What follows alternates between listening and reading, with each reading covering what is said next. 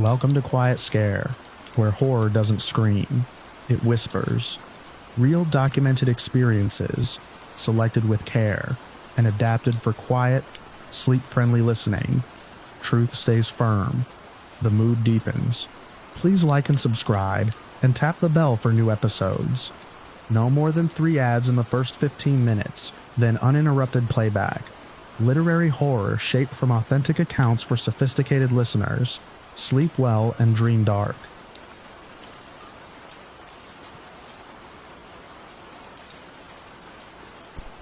I woke to the sound of water lapping too steadily against the rocks, like someone breathing in their sleep. The lake had gone flat before midnight. I remember that clearly because I had stood at the edge of it after we put out the fire, watching the moon lay a clean white path from the opposite shore to our feet. My wife had already zipped herself into the tent. My brother was brushing his teeth with a bottle of water, spitting into the dirt. The kids were whispering inside their sleeping bags. It was an ordinary end to an ordinary first day of camping. When the sound woke me, I thought the wind had picked up. I pushed myself up on one elbow and listened. The tent walls were still. The trees weren't moving. The air felt held. I slid the zipper down a few inches and looked out. The lake was silver and flat again, bright enough under the moon that I could see the far bank as a darker band. For a second I thought I was still dreaming, because something stood out there in the middle distance, exactly where the moonlight was strongest. It was a person-shaped figure, not swimming, not waiting, standing. I blinked hard and leaned forward until my shoulder pressed into the tent pole. The figure didn't move. It wasn't thrashing or treading water. It was upright, arms at its sides, head slightly angled as if looking down at its own reflection. I unzipped the tent the rest of the way and crawled out onto the gravel. The cold hit me fast, and with it the smell of wet stone and pine sap. I stood up slowly, waiting for my eyes to adjust, expecting the shape to dissolve into some trick of light. It didn't. My brother came out of his tent a moment later. He followed my line of sight without asking what I was looking at. He stopped breathing, the way people do when they see something they don't have a category for. The figure was at least 30 yards from shore, positioned where the lake dropped off into its deepest part. We'd rented a small aluminum boat that afternoon, and the marina owner had warned us about the sudden depth there. You couldn't stand in that water. The surface around the figure was undisturbed. No ripples radiated from its legs. No dark shape beneath it. Just a vertical silhouette cutting into the moon's reflection. Behind us, the tent zipper raft. My wife stepped out and came to stand between us. She didn't say anything. I heard one of the kids shift inside. Then the smaller one asked what was going on. My wife told them to stay put. We stood shoulder to shoulder on the rocky shore, the 3 of us, staring at something that looked like a man standing on the lake. It began to move. There was no preparatory motion, no splash. One moment it was still, the next it was walking toward us.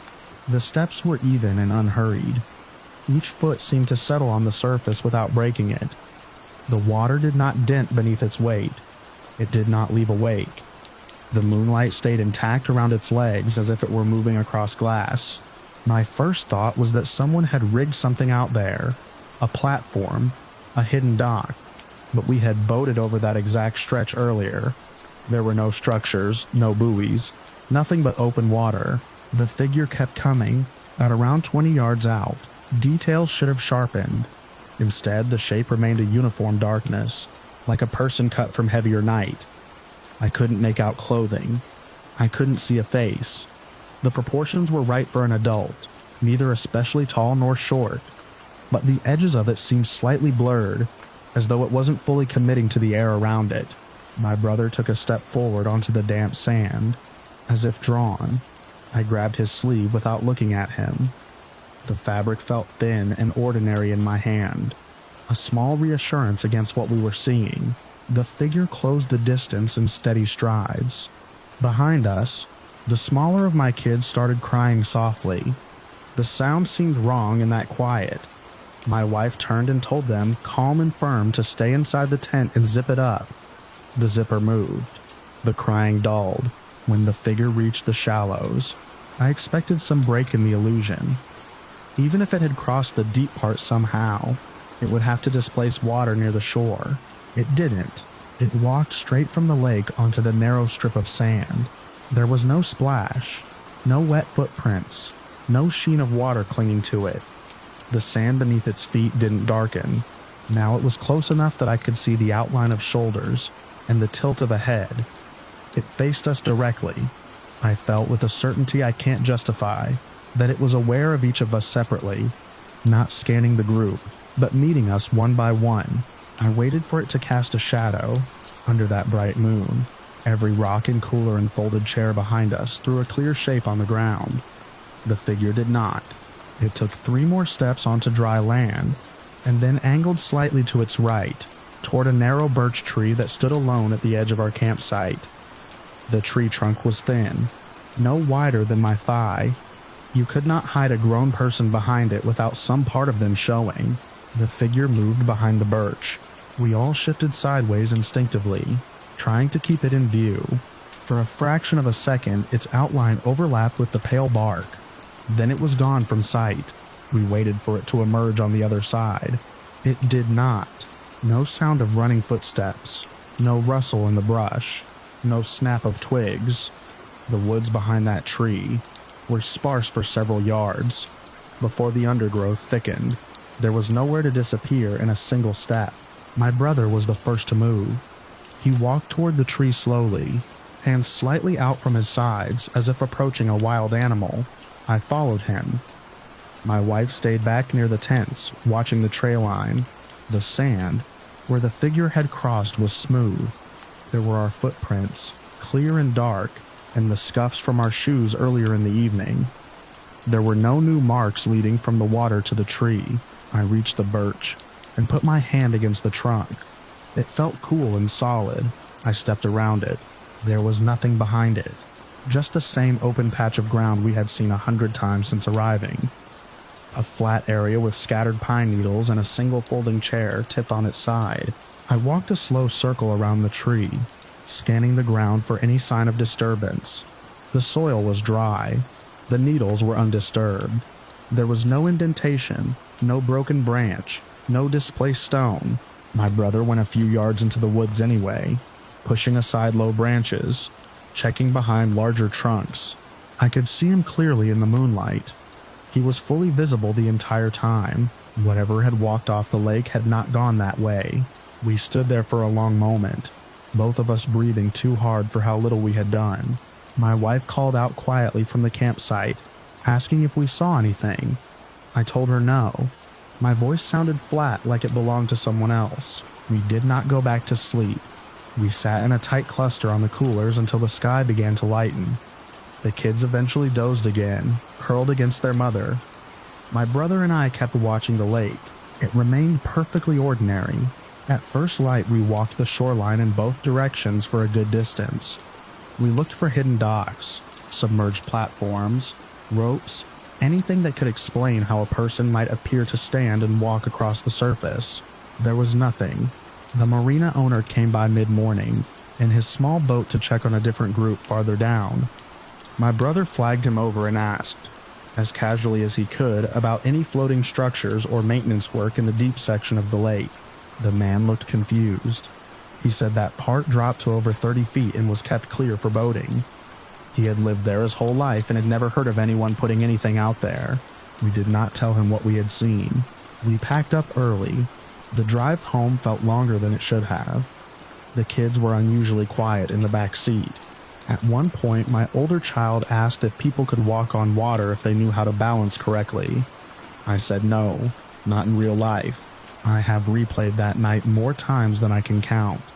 I have tried to assign it to a shared misperception, some alignment of light and shadow that our brains turned into a moving figure. But misperceptions don't leave the shore untouched. They don't walk from deep water onto dry sand without so much as bending a blade of grass. All 5 of us saw it. We don't talk about it much now. When we do, the details line up too cleanly. The distance, the pace of the steps, the way it angled behind the birch and failed to come out the other side. What unsettles me most is not that something crossed the lake without sinking. It's that it chose our small stretch of shore as its destination. It walked straight toward us as if the moonlight were a path laid down for that purpose. I sometimes think about how long it might have been standing out there before I woke up. Whether it had been watching the tents, the dying embers of our fire, the shapes of us moving inside thin walls of fabric. The lake is still there. People fish it, swim in it, rent boats and drift across its deep center without hesitation. In photographs, it looks harmless, even inviting, a clean oval of blue between green hills. But when I picture it at night, I no longer see an empty surface.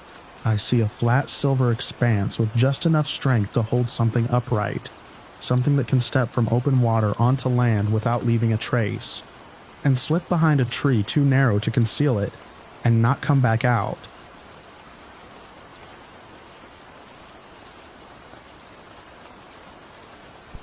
I knew something was wrong before I even sat up. The shelter roof was sweating from the night's humidity, a slow drip tapping the edge of my Tyvek ground sheet. Pale morning light leaked through the slats, flattening everything into gray shapes. My pack sat where I'd left it, leaned against the back wall. My trekking poles were collapsed and tucked beneath the bench. Nothing looked overturned or rummaged through, but my boots were wrong.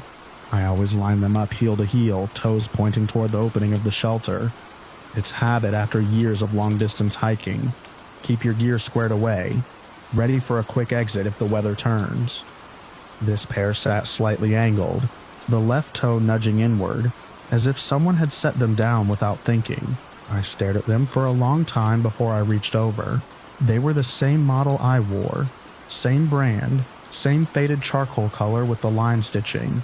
Even the fray near the top eyelets looked familiar. For a few seconds I convinced myself I'd just forgotten how I'd placed them the night before. Then I picked one up. It felt lighter, used. I slid my right foot inside, and my toes jammed hard against the front. My heel crushed the back wall of the boot. I pulled it off and checked the size printed along the inner lining, 2 sizes smaller. I thought I was still half asleep. I blinked hard, rubbed the grit from my eyes, and checked again. Same model, same tread pattern, same scuff on the outer toe cap, but not mine. My boots were gone. The woods beyond the shelter were quiet in that early morning way. Before the day hikers showed up and before the sun burned the mist off the ridge, the Appalachian Trail curved downhill a few yards away, a narrow corridor of dirt and roots threading through rhododendron and oak. I'd gone to sleep alone. I was sure of it. I always do a mental inventory before I bed down. Who's here? Where are they set up? Any red flags? Last night there had been an older guy cooking ramen when I arrived. He packed up before dark, said he was pushing another 5 miles to camp by the creek. After that, it was just me. I ate a cold tortilla with peanut butter, hung my food bag from the bear cable, and crawled into my quilt. I remember listening to something moving in the brush, probably a raccoon, and the wind brushing the leaves. No footsteps, no voices, no sign of anyone else. I picked up the other boot and turned it over. The soles were worn thin at the ball of the foot. The lugs had rounded edges from miles of rock. Whoever owned these had walked hard in them. Inside the right boot, I felt something crinkle beneath my fingers. There was a folded piece of paper tucked under the insole. For a moment, I just held it, my heart punching hard enough that I could feel it in my throat. This wasn't random. This wasn't some hiker grabbing the wrong pair by mistake. Someone had come into the shelter while I slept. They had knelt where I was kneeling now. They had handled my boots, and they had left these. I unfolded the paper carefully. The writing wasn't English. It wasn't any language I recognized. The letters were tight and angled, written in dark ink that had bled slightly into the fibers. Some characters looked almost familiar, like they belonged to an Eastern European alphabet, but the words didn't resolve into anything I could sound out. There were no doodles, no smiley face, no crude threat, just 3 short lines of text. My mouth had gone dry. I checked the back of the paper, expecting a name or a date. Nothing. I set the note on my ground sheet and stood, scanning the shelter. My pack was still closed. I unzipped the brain pocket and checked inside. Headlamp, map, wallet, everything there. I dug into the main compartment, quilt, stove, food bag line, untouched. I stepped outside in my socks and looked around. The dirt floor of the shelter was hard-packed, useless for prints. But outside, the ground was softer from last night's damp air.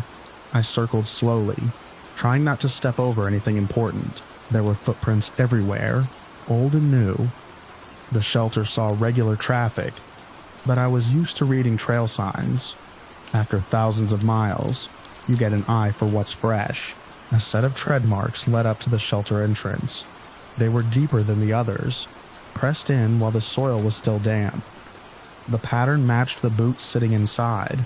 Worn lugs, slightly uneven wear on the left outer heel. The tracks stopped just inside the threshold. They didn't lead back out. I crouched lower, squinting. Maybe I was missing something.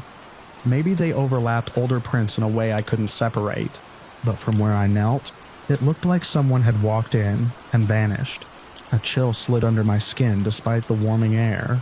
I went back inside and sat heavily on the bench. The smaller boots stared up at me, mute and patient.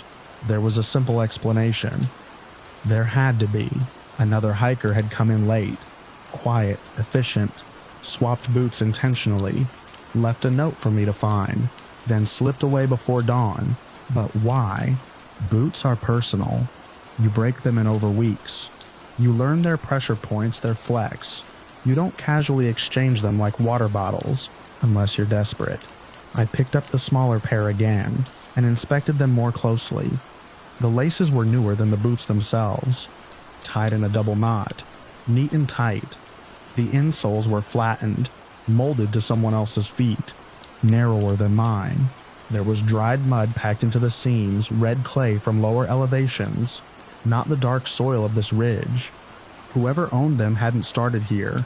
A memory surfaced from last week, a story at a hostel about a guy who'd been hiking in boots 2 sizes too small because he'd lost his originals crossing a river. His feet were blistered raw. He'd refused help. Trail stories are like that. They grow teeth as they pass from mouth to mouth. I pressed my thumb against the toe of the smaller boot and imagined someone cramming their foot inside, wincing, forcing miles out of it. Then I looked down at my own bare feet. Without my boots, I was stuck. The nearest road crossing was almost 12 miles south. The last town I'd passed was even farther back. I couldn't hike that distance in socks, not over rocky terrain. The smaller boots were useless to me. Whoever had taken mine knew that. The realization came slow and heavy. This wasn't theft for value. My boots were worn but serviceable, not worth much money. This was an exchange, a deliberate swap. I folded the note again and slipped it into my pocket. My hands were steady now, but my thoughts were racing. Someone had been close enough to hear me breathing, close enough to study my gear in the dark. They had chosen not to take my pack, not to touch my food, not to harm me. They had only taken my boots. I replayed the night in my head. I sleep lightly on trail. Every rustle usually wakes me, but I'd been exhausted yesterday, pushing miles to beat the forecasted heat. Maybe I'd slept harder than usual, or maybe they were that careful. I walked to the edge of the shelter and looked down the trail in both directions. Empty. No movement. No distant figure rounding a bend. The sky was clearing to a hard blue. Sunlight filtered through the leaves in narrow beams. I had a phone in my pack, but there was no service up here. There hadn't been for 2 days. I sat back down and forced myself to think practically. First, check everything again. I went through my pack piece by piece. No missing food. No missing water filter. My ID and cash were intact. The only thing gone was my boots. Second, consider motive. If someone had needed footwear badly enough to take mine, they would have taken the smaller pair with them, but they left them behind, unless they were already wearing mine, which meant they had arrived barefoot or in some other damaged footwear.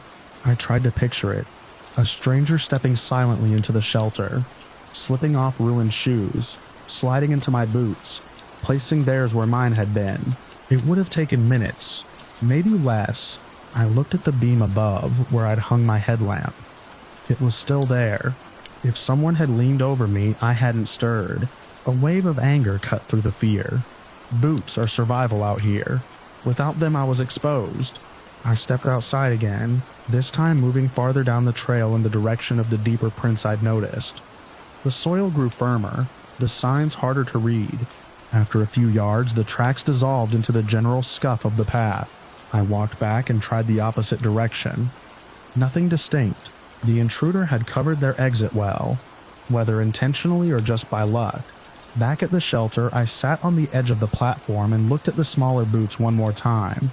There was one more possibility I hadn't wanted to consider. What if the note wasn't for me? What if the boots weren't meant as a trade, but as a message? My pulse quickened again. I pulled the paper from my pocket and studied the unfamiliar script.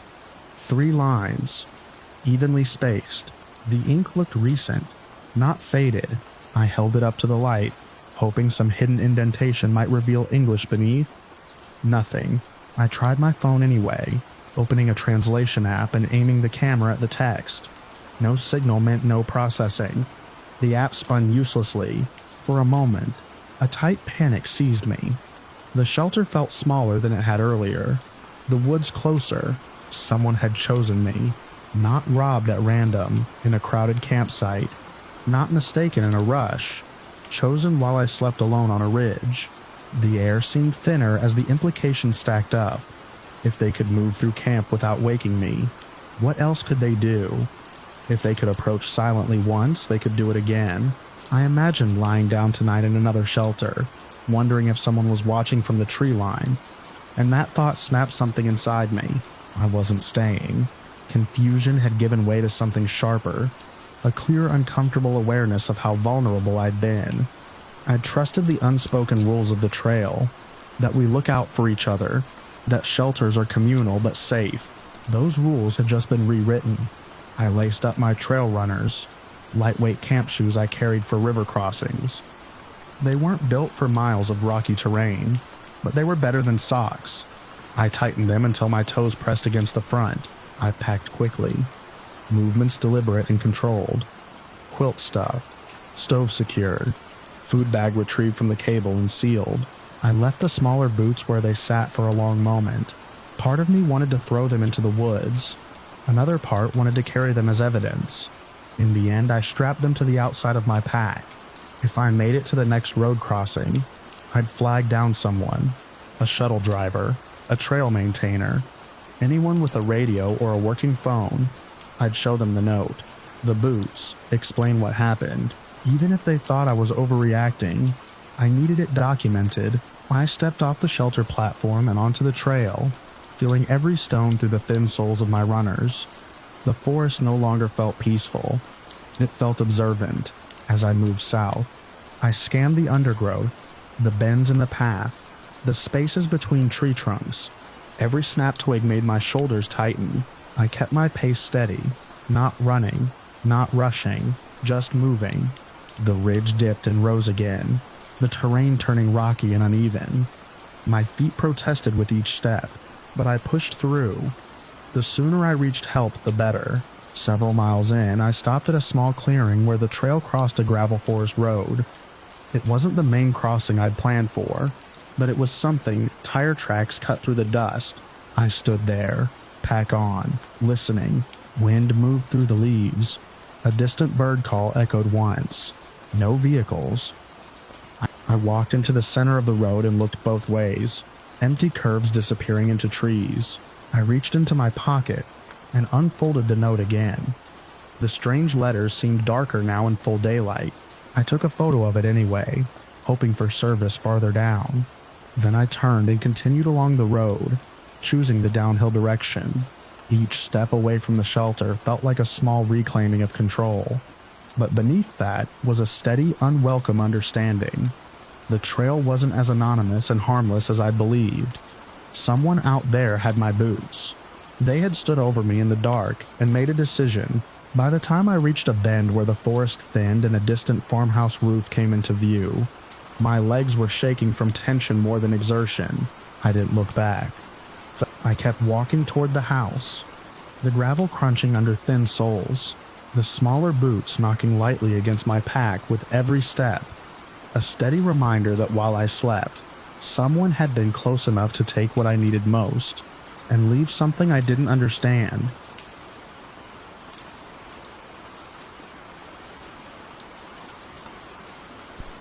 I was 3 miles off the nearest marked trail when I found the staircase. I remember the exact bend in the creek where I left the game path and cut north through a stand of fir that hadn't seen boot prints in years. I had been tracking a buck since dawn, moving slow, reading sign in the mud and the broken tips of brush. The forest out there is the kind that swallows sound. No distant highway, no aircraft, just wind moving high in the canopy, and the small practical noises you make when you know you're alone. That's why the shine caught my eye. At first I took it for water, a flash through the trees, a flat reflection that didn't belong to bark or stone. I stepped around a blowdown and saw it clearly. A staircase rising straight up from the forest floor. It was made of polished mahogany, not weathered boards, not gray splintering lumber dragged in from an old cabin site. The wood was deep red-brown, glossy, the grain tight and deliberate. Each step was clean, squared, perfectly aligned. There were no handrails, no platform at the top. It just climbed 12 or 13 steps and stopped in open air. There were no other architectural remains nearby. No foundation stones, no scattered nails, no hint that a structure had ever stood there. The ground around it was undisturbed leaf litter and pine needles. Ferns grew right up to the base as if the staircase had been lowered into place from above. I've hunted that national forest for most of my adult life. I know the difference between something abandoned and something wrong. Old logging camps leave scars. Even after decades, you find rusted cable, broken bottles, squared timbers sinking into moss. This was pristine wilderness, far from the trails and farther from any legal campsite. The buck's tracks led straight past it. I stood there longer than I care to admit, rifle hanging loose in my hands, trying to make it ordinary. Maybe some art installation dragged in by college kids. Maybe a ranger project. Maybe someone with too much money and a helicopter. I scanned for cables, fresh tire ruts, the smell of fuel. There was nothing, just trees and the staircase, gleaming like it had been varnished that morning. I took a step closer. The change was immediate and physical. A pressure settled behind my eyes. My stomach rolled hard enough that I had to swallow against it. The air felt thicker, like humidity before a storm, except the sky above the canopy was clear blue. I stopped walking. Every instinct I've honed over years outdoors. Reading weather, reading animals, reading the subtle shift in a place when something large is nearby, lit up at once. It wasn't curiosity. It wasn't awe. It was a clean electric spike of danger. Impending doom is a dramatic phrase. I don't use it lightly, but that's what it felt like. Not fear of a visible threat. Not the alertness you get when you hear a bear moving in brush. This was a certainty that if I went closer, something irreversible would happen. I told myself that was ridiculous. It was wood and nails. I've climbed rickety tree stands in worse condition than that staircase. I've crossed rotten bridges over ravines. My body didn't care about logic. I shifted my weight forward again, testing it. The nausea surged. A metallic taste flooded my mouth. My heart kicked up so hard I could see my pulse in my vision. The forest noise seemed to dim, as if someone had cupped their hands over my ears. I backed up one step and the sensation eased. Just a fraction. That got my attention more than anything. It wasn't random panic, it was proximity. I moved sideways in a slow arc, keeping the staircase in view. The closer my path angled toward the front of it, the worse the feeling became. When I drifted wider, the pressure lessened. It was like standing near the edge of a steep drop in the dark, where your body knows the geometry of the risk before your mind does. I've felt fear in the woods before. A mountain lion once shadowed me for the better part of a mile. I never saw it, but I found the tracks later. Pacing mine, that fear had a direction. It had a source. This was different. This felt like the air around the staircase was charged. I forced myself to look for practical explanations. Maybe some kind of chemical treatment on the wood was off-gassing. Maybe a dead animal was trapped beneath it. rotting, releasing something that made me sick. I circled downwind. The smell of pine and damp soil didn't change. The buck's tracks were still there, crisp in a patch of exposed dirt. They went past the staircase without hesitation. No skids, no sudden turn. If the animal had sensed anything, it hadn't shown in its gait. That unsettled me more. I crouched and touched the ground at the base of the lowest step. The earth was cool and solid, no vibration, no hum. The wood itself looked freshly finished, but there was no sawdust, no footprints in the needles. Whoever put it there had left no trace. I straightened and, against my better judgment, reached out toward the first step. My fingers stopped inches from the surface. The nausea spiked so violently that I gagged. My vision tunneled. A wave of vertigo hit me, the kind you get when you stand up too fast, except I was steady on my feet. For a second, I had the disorienting impression that the staircase wasn't anchored to the ground at all, that it was floating, and the forest floor was tilting away beneath it. I stumbled back and caught myself against a tree. Short breaths. Focus. I scanned the tree line, expecting something to break cover, some obvious predator or human threat to reveal itself. The woods remained still. I have always trusted my body out there. It keeps me alive. When something feels wrong, I don't argue for long, but I'm also stubborn. I told myself I would take one more step toward it, just to be sure I wasn't spooking myself over nothing. I moved forward slowly, measuring the reaction. The dread built in layers. Not panic, not yet. Just a steady, crushing certainty that I was about to make a catastrophic mistake. At the edge of the lowest step, the feeling peaked. My heart hammered, my skin prickled as if charged with static. The forest seemed to lean inward. I had the irrational but overpowering sense that if I placed my boot on that polished wood, I would not come back down the same person or at all. I stood there, locked between pride and survival. Then something shifted. There was no sound, no movement I could point to, just a tightening in my chest that went beyond fear. It felt like a countdown had reached its final second. That was enough. I turned away. The relief was immediate, but incomplete. The nausea ebbed as I put distance between myself and the staircase, but it didn't vanish until the glossy red was no longer visible through the trees. I didn't run, but I walked faster than I usually do with a loaded rifle in uneven terrain. Only when I reached the creek did I stop and look back. From that angle, there was nothing unusual in the forest, just trunks and shadow. If I hadn't marked the spot in my mind by a split boulder and a lightning-struck 4, I could have convinced myself I imagined it. I didn't finish the hunt that day. I followed the creek back toward the trailhead. My appetite gone, the buck forgotten. The woods felt normal again, birds calling, wind shifting the upper branches. But I kept replaying the sensation in my head. A clean, man-made object in a pristine wilderness. No explanation, no context, and a body response so strong it overrode training and logic.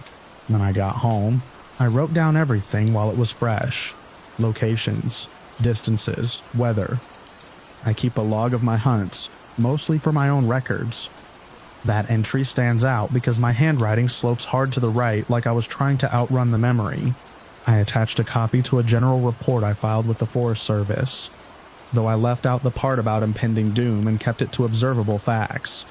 That record exists under my name, and I've kept my own copy marked for reference. No one ever contacted me about it. I went back once, weeks later, approaching from a different direction. I told myself it was to confirm the location, to prove to myself that I hadn't let nerves get the better of me. I never found it. The split boulder was there. The lightning-struck fir was there, scar pale against the darker bark. But where the staircase should have stood, there was only undisturbed forest floor. No depressions where weight had rested. No scuffing of needles. No scent of varnish. I searched wider than I should have, pushing deeper until I risked losing my bearings. Nothing. I haven't gone back since, and I still hunt. I still move through that national forest with the same habits and caution I've always had. But now whenever I see something that doesn't fit, a straight line where there should be only curves, a color that doesn't belong, My body tenses before my mind can name it. I think about the polished mahogany rising out of the earth, steps leading nowhere, catching sunlight in a place that swallows shine. I think about how clean it was, how deliberate, how wrong, and I remember the way my own instincts, honed over years of surviving out there, screamed at me to leave it alone. So I did.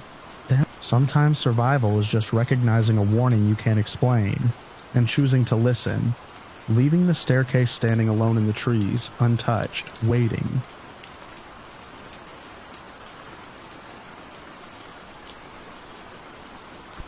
I noticed the star because it wasn't where it should have been.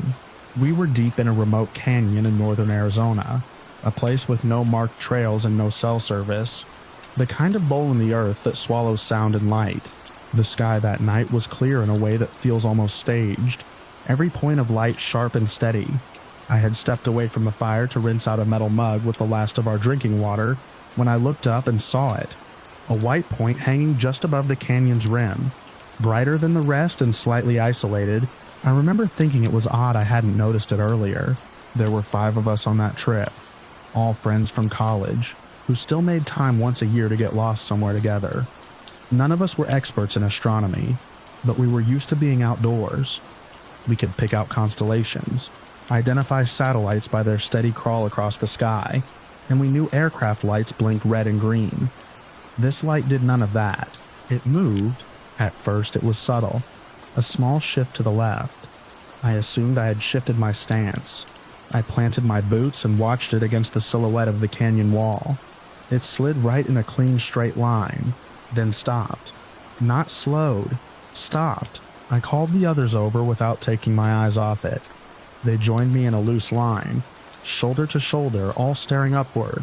The fire cracked behind us. No one joked. We all saw it at the same time when it jerked upward, then cut diagonally down in a sharp angle that no satellite could manage. The movement wasn't smooth like a plane banking.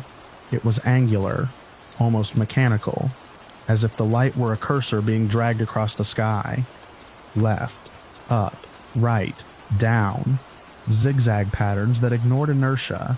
One of us suggested it might be a drone, but that made no sense out there. We hadn't passed another vehicle for hours. There were no roads nearby, no houses tucked into the canyon, and the light was too high, too bright. It didn't blink or hum. It didn't cast a beam. It just moved. The air felt cooler as we watched, though the fire was still strong. I became aware of how quiet the canyon was. No wind, no insects. Even the faint rustle we'd heard from small animals earlier had faded. The light paused directly above us. That was the moment I felt something change, though I couldn't name it then. The point of light, which had seemed like a distant object against a flat backdrop, suddenly had depth. It was no longer pinned to the sky. It was closer. It began to descend, not in a falling arc, not like a meteor, but straight down, fast and controlled. In seconds, it dropped from star height to something that felt reachable. Its brightness intensified as it came, but it didn't flare or trail. It was a clean, contained white, almost surgical in its precision. We stood frozen around the campfire as the light stopped about 30 feet above us. It hovered without a sound. There was no downdraft, no pressure wave. The flames in our fire did not bend or flicker as if disturbed by rotors. The smoke continued to rise in a thin column, passing beneath the light without disruption. Yet the brightness was strong enough that our shadows sharpened on the canyon walls behind us. I remember looking down at my hand and seeing the bones outlined through my skin, every vein distinct in that white glow. Someone reached for their phone. It was a reflex more than a decision. I heard the faint tap of a screen being pressed. Then another. A second later, one of them said their phone wouldn't turn on. Not in panic, just confusion. I pulled mine from my pocket. The screen was black. I held the power button. Nothing. No vibration. No logo. It was as if the battery had been removed. Another friend checked his watch. It was an old digital model with a backlight. He pressed the side button repeatedly. The display stayed blank. I felt a tightening in my chest then. Not fear exactly. but the awareness that something had crossed into our space and taken control of it. We weren't just watching it anymore. It was affecting us. The light above us pulsed once, a subtle fluctuation, and I felt a faint pressure in my ears, like the change in altitude during a plane's descent. The sensation passed quickly, leaving a slight ringing behind. No one spoke. There didn't seem to be anything useful to say. I tried my phone again. Dead. I held it up toward the hovering light, as if proximity might trigger something. The screen reflected the glow but offered nothing else. The canyon walls were lit halfway up now. Pale stone turned almost silver. Beyond that, the sky remained black and indifferent. The object itself had no visible structure. From below, it was simply a sphere of white, too bright to look at directly for long, yet not blinding. My thoughts were strangely practical. I remember wondering whether this was some kind of military device, a classified aircraft using technology we didn't understand. But that idea fell apart as quickly as it formed. There was no sound of engines, no vibration in the ground, no reason for it to be there. The light shifted slightly to the left, maintaining its height. The movement was instantaneous, with no transition between positions. It didn't glide. It relocated. In that instant, the fire snapped loudly, and one of the logs split. The sudden crack made me flinch. The light responded. It dropped another 10 feet in a blink. The brightness intensified, and for a brief moment I could see the canyon floor beyond our camp, as if it were midday. Every rock cast a sharp shadow. Every grain of sand seemed etched in place. My skin prickled. The pressure in my ears returned, stronger this time, and with it came a sensation I can only describe as static, passing over my body. Not painful, but invasive, as if something were scanning. I had the distinct impression that we were being measured. Then, in the middle of that suspended second, the world narrowed to the light in the fire, and the 5 of us standing exposed beneath it, and I understood with absolute clarity that we were incapable of recording what was happening. The thought didn't feel like my own. It arrived fully formed. The light hovered there for what felt like a long time, though I can't say how long, without functioning watches or phones. Time had no anchor. The fire burned steadily. None of us moved. Then, just as abruptly as it had descended, the light shot upward. There was no acceleration curve. It went from 30 feet above us to star height in less than a second, leaving no trail, no sound. It paused once more high in the sky, a single white point among many, and then it darted sideways in a final sharp angle and vanished. Not faded, vanished. The canyon fell back into darkness. For a moment, none of us reacted. The firelight seemed weak and yellow compared to what we had just experienced. The sky above looked ordinary again, crowded with steady stars. The first sound that broke the silence was a phone vibrating. One of the guys looked down at his hand in shock. His screen had come to life, flooded with notifications as if it had just regained connection. I checked mine. The battery indicator showed the same percentage it had before. No sign of shutdown. The time display suggested only a few minutes had passed since I had last looked at it earlier that night. The digital watch beeped as it reset itself, flashing briefly before returning to its standard display. We checked everything we could think of. Headlamps turned on without issue. A portable speaker that had been sitting near the cooler powered up normally. There was no lasting damage, no drained batteries. One of us tried to laugh it off, suggesting a freak electromagnetic surge. Another mentioned ball lightning, though none of us had ever seen it behave that way. We cycled through explanations that felt safe enough to say out loud, but there was a shared understanding beneath the surface that none of those explanations fit cleanly. I walked to the edge of our camp and looked up at the spot where the light had hovered. The canyon rim was a dark line against the stars. Nothing moved there now. When I glanced back at the others, their faces looked different in the firelight. Not terrified, not hysterical, just altered by the knowledge that something had entered our space, interfered with our devices, and left without leaving a trace we could hold. We stayed up late, though none of us admitted it was because we were afraid to sleep. The fire burned down to embers. Our phones continued to function normally. I even opened the camera app and aimed it at the sky, half expecting it to glitch again. It didn't. In the morning, the canyon looked like any other stretch of desert. Harsh sunlight, layered rock, scrub brush clinging to impossible angles.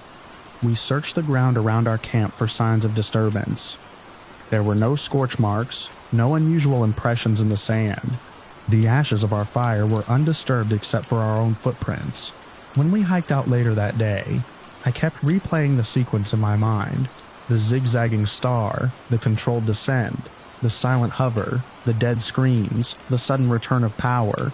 The cause and effect were impossible to ignore. The closer it came, the more complete the technological failure. When it left, everything resumed as if nothing had happened. I've told this story carefully over the years, sticking to what we observed and nothing more. I don't claim it was extraterrestrial. I don't claim it was military. I only know that 5 of us stood in a clear desert canyon under a bright object that moved in ways we couldn't replicate, and every electronic device within our small circle went dark until it decided to leave. Sometimes when I step outside at night and look up at the stars, I catch myself scanning for movement. Most of the time, the sky behaves exactly as it should. Satellites drift predictably.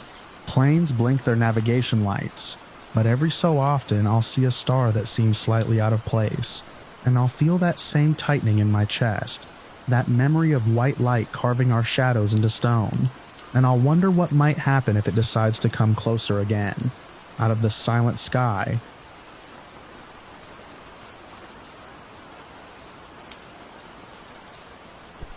I saw the flash of color before I understood it was a problem. It moved between the trunks at the edge of the clearing, a bright bouncing thing against the dull greens and grays of the mountain slope. We had set up our campsite near a bend in the river where the water widened and slowed, the afternoon light slanting across the surface like sheets of tin. My niece Mara was stacking flat stones by the fire ring while I rinsed tin cups in a plastic basin. When I looked up, she was no longer by the stones. At first, I assumed she had wandered behind the tents to relieve herself or chase a butterfly. The campground was quiet but not isolated. 2 other families were pitched farther up the bank, their laughter drifting in thin strands through the trees. The mountains rose steeply on both sides, granite faces streaked with old runoff, and the river cut through the valley like a seam. It was a place where sound carried strangely. I called her name once, casually, expecting her to answer from behind a tree. There was no answer. I dried my hands on my jeans and walked a slow circle around our site. Her small red sneakers were gone from beside the cooler.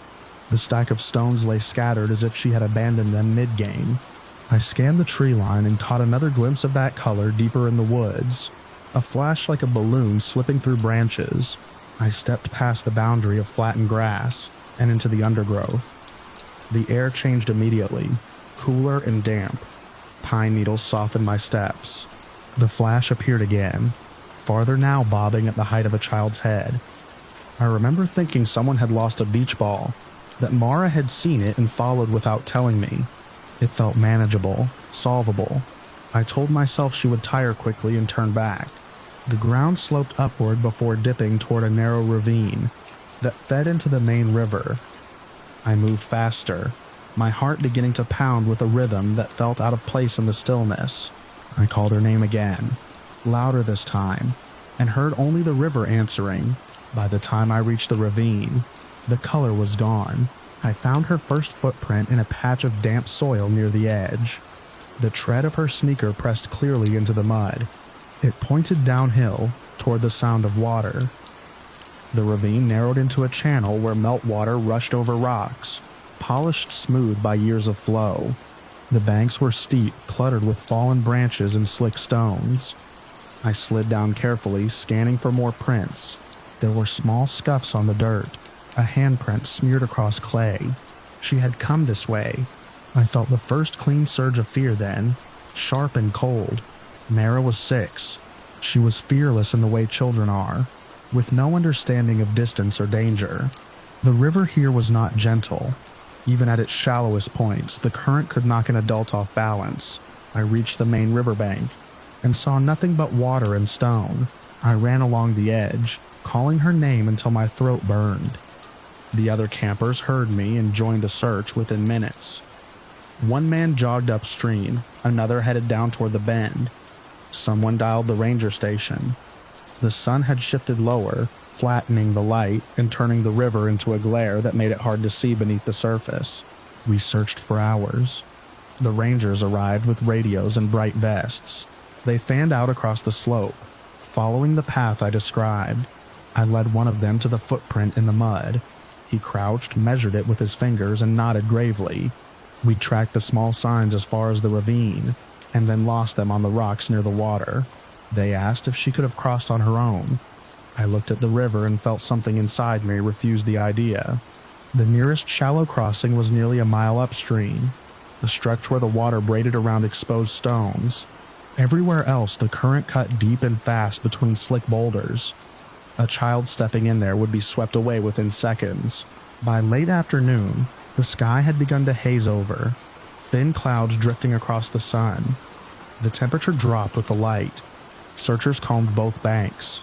A drone lifted briefly above the trees, its faint buzz swallowed by wind. I kept seeing the flash of color in my mind. I described it again and again, bright, round, bouncing just ahead of her. The rangers exchanged looks but wrote it down. One asked if we had brought any toys like that. We had not. It was nearly dusk when someone shouted from downstream. I stumbled over rocks to reach the voice. A ranger stood on the opposite bank waving. Between us, the river churned in a narrow channel where the current accelerated through a choke point of stone. Beyond him, on a stretch of sandy bank I knew we had already searched. A small figure stood barefoot, staring at the water. It was Mara. For a moment, I couldn't move.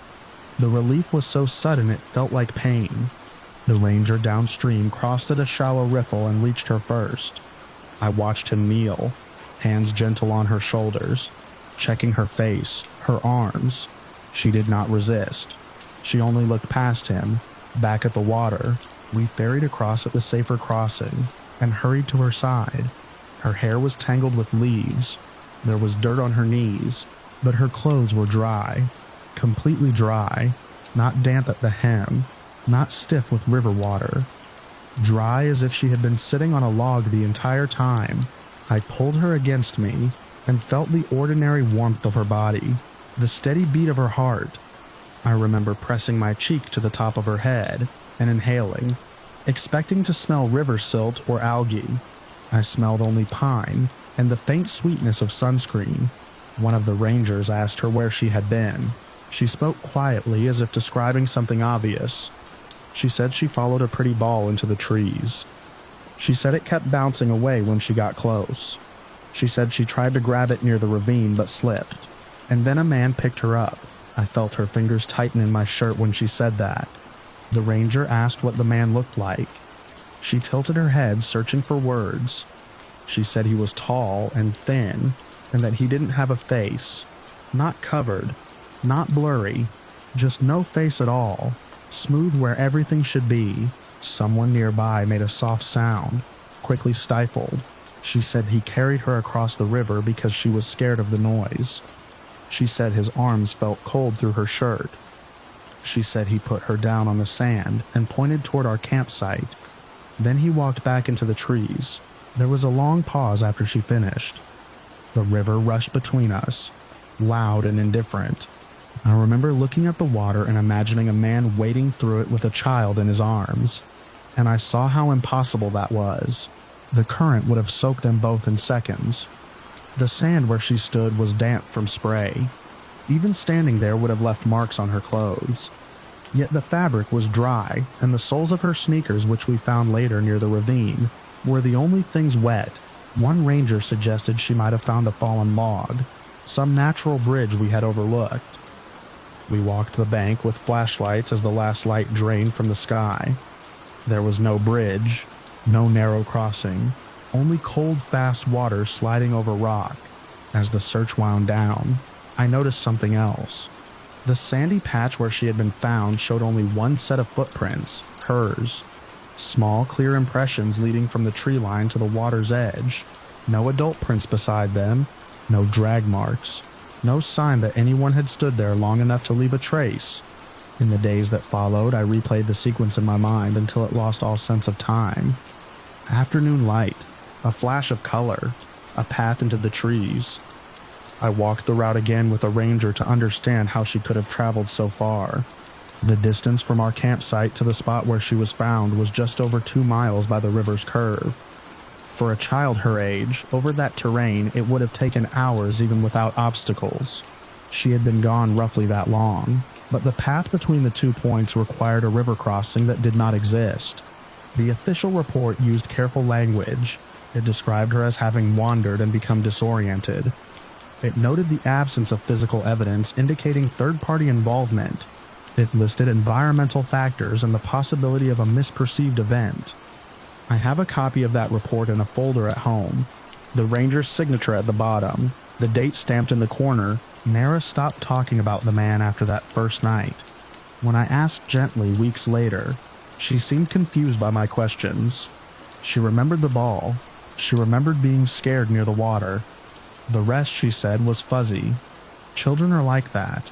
They absorb and release experiences without ceremony, but sometimes when we visit parks or walk near streams, she grips my hand too tightly and stares at the tree line as if expecting something to emerge.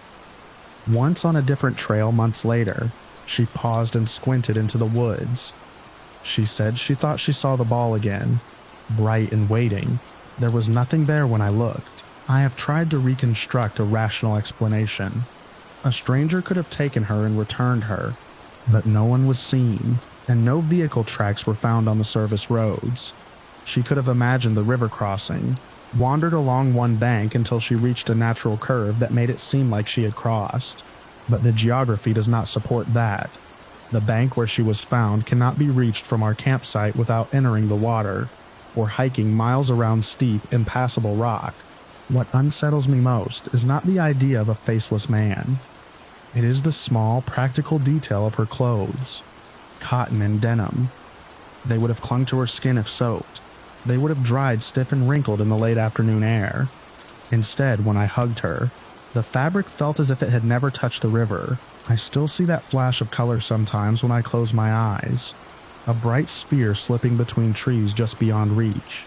I think about how easily a child will follow something beautiful into the woods.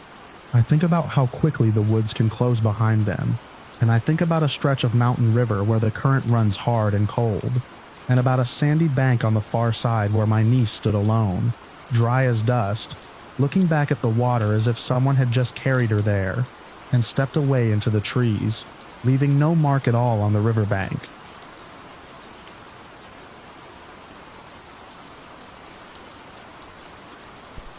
I woke to the sound of my own truck screaming against its suspension.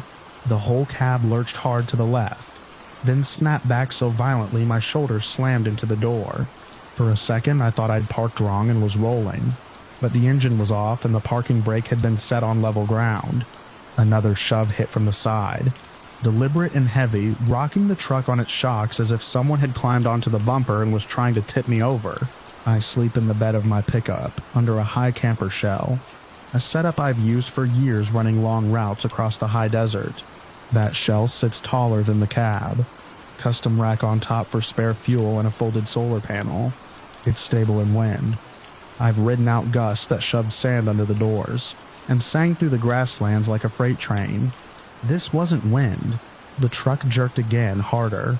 Something struck the rear quarter panel with a deep resonant thud that vibrated through the mattress beneath me. The metal flexed. The frame groaned. I lay still, listening. The desert at night has its own rhythm. Insects ticking in the brush. The faint hiss of cooling sand. Distant yips that carry for miles. I heard none of that.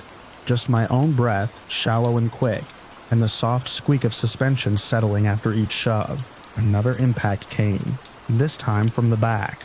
The entire camper rocked forward. My pillow slid. The hanging battery lantern swayed on its hook, throwing slow arcs of yellow light across the ceiling. Someone was out there. That was my first clean thought. Some drunk from a back road, maybe. I'd pulled off onto Bureau land at dusk, a wide sweep of grassland broken by low sage and basalt outcroppings. No houses for miles. A dirt track cut through the field, barely more than twin ruts.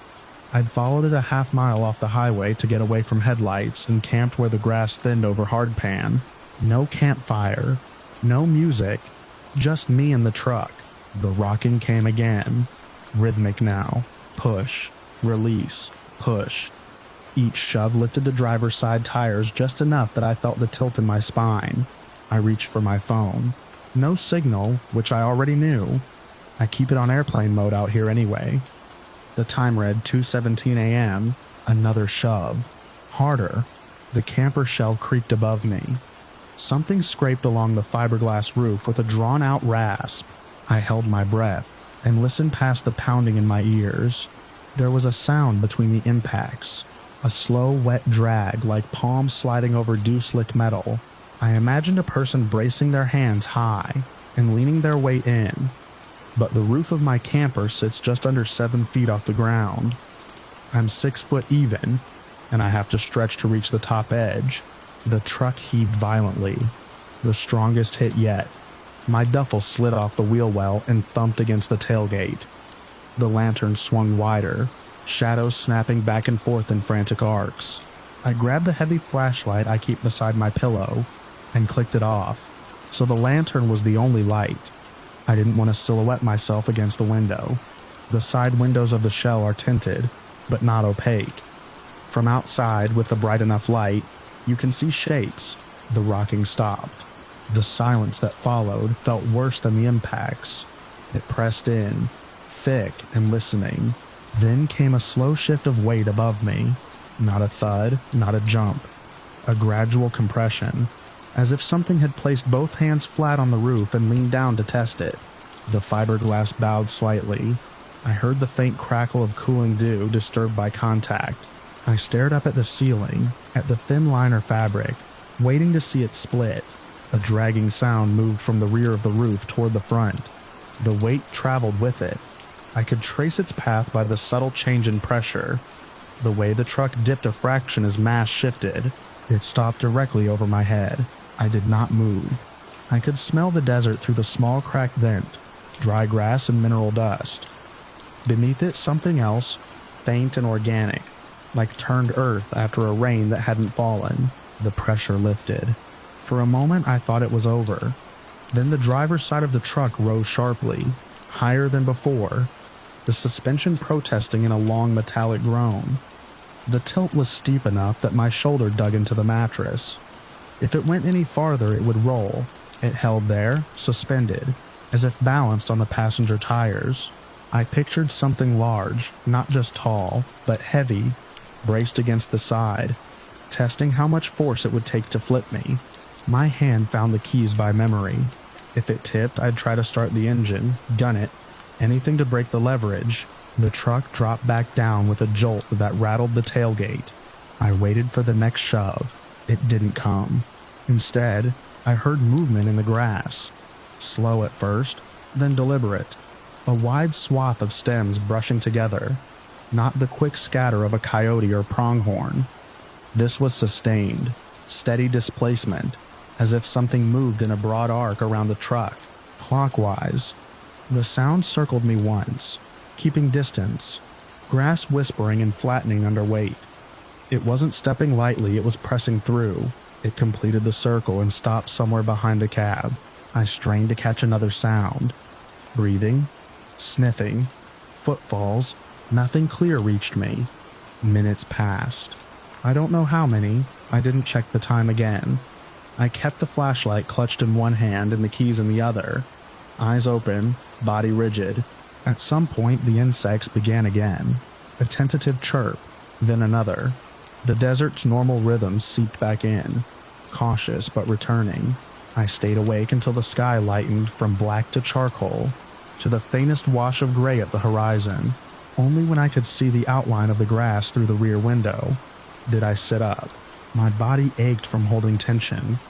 The lantern had burned low. I shut it off and waited another minute, listening for any sign that whatever had been out there remained close. Nothing moved. I slid into the cab without opening the side doors, crawled through the pass-through I'd cut between the seats. I locked the camper shell behind me out of habit. Though it felt pointless, the desert at dawn looked harmless. A wide open basin of pale gold grass, stretching to low ridges in the distance. No trees, no rocks large enough to hide behind within 100 yards. I stepped out slowly. The air was cold and thin. Dew clung to the grass tips. Catching the first light, I walked to the driver's side and stopped. The dust along the door panel was smeared in long, upward streaks. Not claw marks. Broad swipes as if something with a large hand had pressed and slid. The streaks began near the middle of the door and angled up toward the roof line. I forced myself to look higher. Along the side of the camper shell, near the top edge, the dew had been disturbed in distinct shapes. Handprints. Not the small round impressions of a raccoon, or the narrow pads of a bear. These were wide, flat impressions with 5 elongated digits. Each finger extended far past where a human's would naturally end, tapering into narrow points. The spacing between them was wrong for a glove, too wide at the base. They began at the side panel and continued upward, over the curve of the roof. I circled to the back. More prints marked the rear glass, smeared in translucent arcs. One print sat dead center on the upper portion of the shell, easily 8 feet from the ground. I am not short. I jumped once. Reaching, my fingertips barely brushed the lower edge of that print. There were no ladder marks, no tire tracks other than my own. The soil beneath the truck was compacted hardpan with a thin layer of dust. It would have taken something significant to leave a clear impression. I walked the perimeter slowly. The grass told the rest of the story. In a wide circle around my truck, maybe 20 feet out in all directions, the tall stems were pressed flat, not trampled in scattered patches, flattened in a near-perfect ring. The outer edge was uneven but continuous, as if something had paced around the vehicle again and again, pushing the grass outward with its body. Beyond that circle, the grass stood undisturbed, heavy with dew. I stepped into the flattened ring. The grass lay bent in the same direction, clockwise. Following the curve, I found deeper depressions at intervals, spots where more weight had settled. The earth beneath was slightly indented there. Not distinct footprints, but compressed soil. I crouched and touched one of those spots. The ground was cool and damp from the night. The impression was broad, longer than my forearm. I stood and looked back at the truck. The placement of the highest handprint made something clear. Whatever had touched the roof hadn't jumped up and slapped it. The smears ran vertical, controlled, fingers spread and pressing with purpose. It had reached up, planted its hands high, and leaned its weight in. Intentionally, I walked to the front of the truck and checked the hood. 2 faint elongated streaks crossed the dust near the windshield, angled as if someone had peered down through the glass. I remembered the moment the weight had stopped directly above me.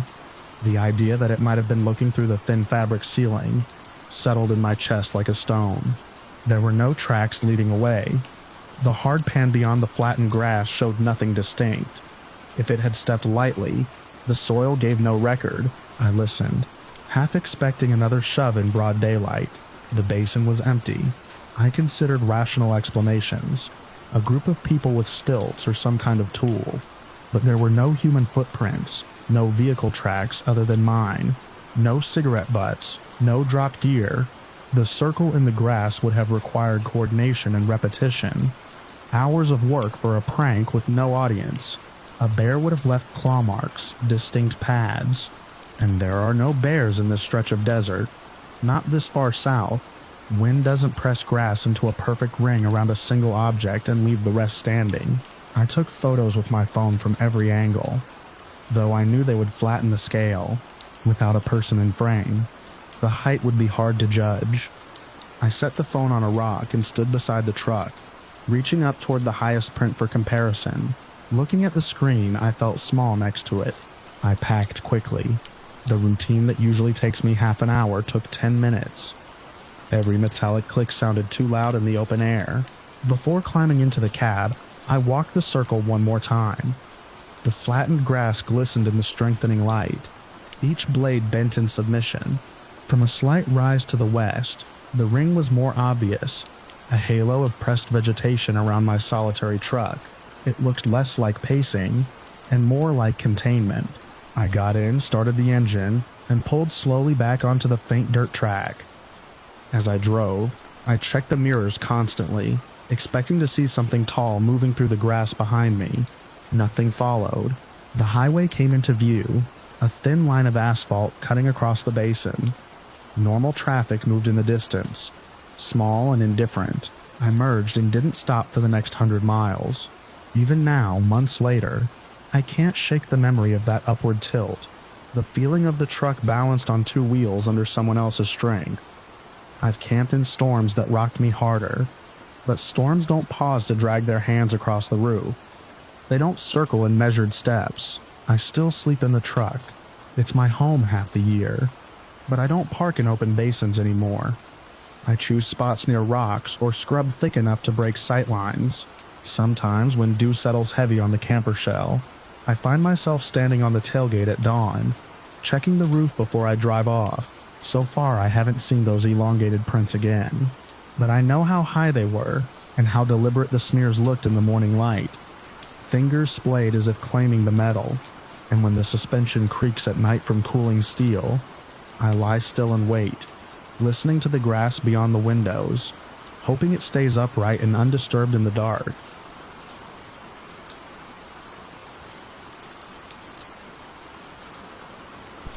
I was the one holding the brightest flashlight when we heard her scream. It carried up from the ravine in a thin, tearing line, the kind of sound that makes your shoulders lock before your brain catches up. We had been cutting through the wooded trail behind Mercer's property, taking the shortcut back from the quarry, our shoes sliding on loose shale. The trees were dense there, all second-growth oak and pine, and the ravine split the land like a fresh wound. It wasn't a place people went at night unless they had to. The scream came again, clearer this time, high, breathless, and raw with panic. We stopped moving at the same time. There were 5 of us. Me, Mercer, Danny, Cole, and Isaac. No one said anything at first. The air had that late summer heaviness, thick and damp, and the only other sound was the scrape of wind through dry leaves. The third scream broke into words. "Help me." It rose from below, from somewhere down the rocky drop where the trees thinned and the land fell away into shadow. It sounded close enough that I could almost point to it, but the ravine twisted and sound bounced strangely off the stone. I remember thinking that no one would be down there at night unless something had gone very wrong. Mercer moved first, already angling his light toward the edge. He had grown up exploring those woods and acted like they were an extension of his backyard. We followed because standing still felt worse. The path down wasn't really a path. It was a slanted spill of gravel and exposed roots. My shoes slipped and I had to grab a sapling to steady myself. The beam of my flashlight jittered over rock faces and patches of thorny underbrush. "Help me." It came again, strained and wet, as if the woman's throat were giving out. Danny called out that we were coming, her voice sharp with urgency. It sounded small against the dark. Halfway down, the smell hit me, cold earth and something mineral, like the inside of a cave after rain. The ravine bottom was narrower than I expected, choked with boulders and fallen branches. A shallow trickle of water cut through the center. Glinting faintly, we spread out, sweeping our lights between the rocks. For a few seconds there was nothing. Then, from somewhere ahead and to the right, the scream shifted. It didn't stop abruptly. It stretched, thinned, and broke apart. The last syllable of help smeared into something hollow and rhythmic. The sound tightened into a clicking pattern, fast and precise like stones tapped together in steady intervals. We all froze. The clicking continued, echoing off the ravine walls. It had no breath in it, no tremor, just a dry, deliberate cadence. Cole muttered that maybe it was an animal. A fox, maybe. "They can sound human," he said. But even as he said it, the rhythm contradicted him. It wasn't a wail, it was structured. Click, click, pause. Click, click, click, pause. It felt like it was answering itself. My light tracked toward a darker shape along the ravine wall. a jagged opening where the rock had split. A shallow cave maybe 10 feet wide, its mouth framed by hanging roots and slick stone. The clicking came from there.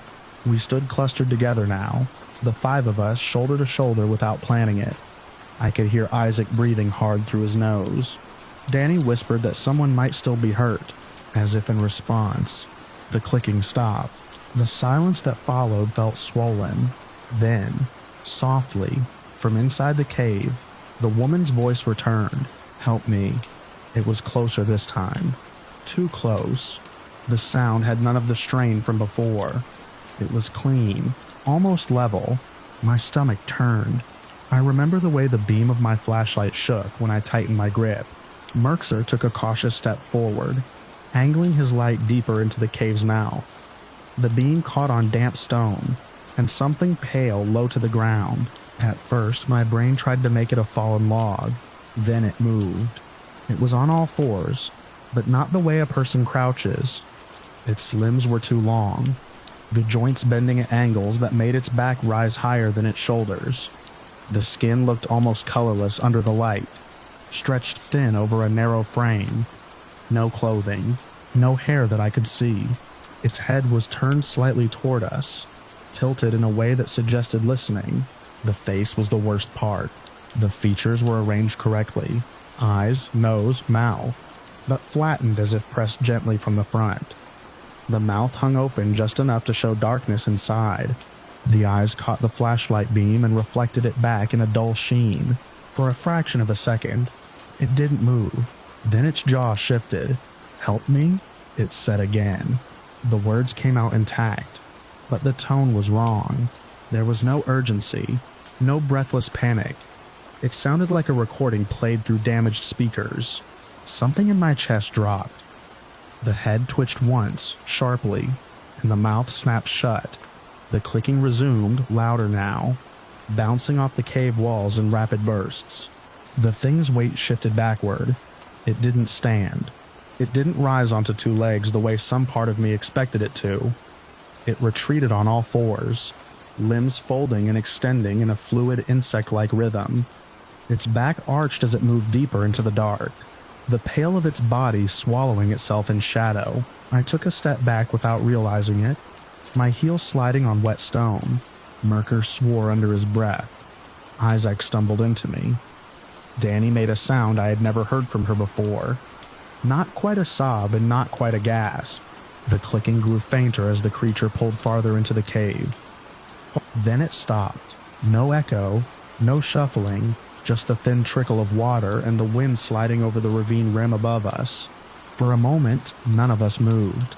My flashlight beam stayed fixed on the cave mouth, illuminating nothing but rock and hanging roots. Cole whispered that we needed to leave. No one argued. We backed away first, careful not to turn our backs on the opening. The rocks underfoot shifted and scraped. Every small sound felt amplified when we were several yards back. Mercer's light flicked toward the ravine wall to our left, then back to the cave. Nothing moved. The woman's voice did not return. We climbed out faster than we had descended. The gravel gave way under our shoes, and more than once I had to grab for a branch to keep from sliding back down. My heart pounded so hard that it blurred my hearing. At the top, we didn't stop. We pushed through the trees, branches snapping against our arms, until the lights from Mercer's house came into view through the trunks. Only when we reached the edge of the yard did we slow down. No one suggested calling anyone. That still bothers me. In the moment, it felt impossible to explain what we had seen without sounding hysterical. We told Mercer's older brother that we'd heard something weird down by the ravine, probably an animal. He laughed and said foxes can sound like women screaming. I wanted that to be true. Later that night, lying in bed, I replayed the sequence over and over. The scream, the shift, the clicking, the way the words came back clean and empty. There was a necessary order to it that I couldn't ignore. The distress call had drawn us down. It had pulled us closer to the cave, to a specific spot at the base of the ravine. The clicking only started once we were near enough to see. The second help me came from just inside the darkness, placed carefully where we would hear it clearly. It wasn't random. It was a lure. Over the next week, I avoided the trail. The others did too. Though we never formally agreed on it, when we were together we skirted the topic. If someone brought it up, the conversation thinned out quickly. A few days later, I went online and searched for reports of strange animal sounds in wooded areas. I told myself I was looking for confirmation, for a mundane explanation that would fold the memory into something manageable. Instead, I found scattered accounts on old forums, stories of voices mimicking cries for help near remote trails. Most were dismissed as pranks or misidentified wildlife. A few mentioned pale shapes moving low to the ground. I copied one thread into a document, and when I saved it, the reference tag at the bottom looked like this. Seeing that string sitting there, clinical and impersonal, made the whole thing feel even less real. Like it belonged in a database, not in the woods behind a suburban neighborhood. 2 weeks after that night, I drove past Mercer's place alone. It was just after sunset, the sky dimming into that deep blue that swallows detail. I pulled over near the trail entrance and stepped out of the car. I didn't plan to go all the way down. I told myself I just wanted to stand there and listen. The woods were quiet. No wind. No insects. I walked a short distance in, stopping well before the ravine edge. The ground was dry under my shoes. The trees looked ordinary, almost harmless in the fading light. For a while there was nothing. Then faintly, from somewhere ahead and below, I heard it. Click, click. Pause. Click, click. Click. The sound carried up through the trees with careful precision. I didn't wait for it to change. I didn't wait to see if the woman's voice would follow. I turned and walked back to my car, every nerve in my body alert to the space behind me. As I drove away, I kept checking the rearview mirror, half expecting to see something pale and elongated crossing the edge of the road on all fours. The ravine is still there. The woods are still there.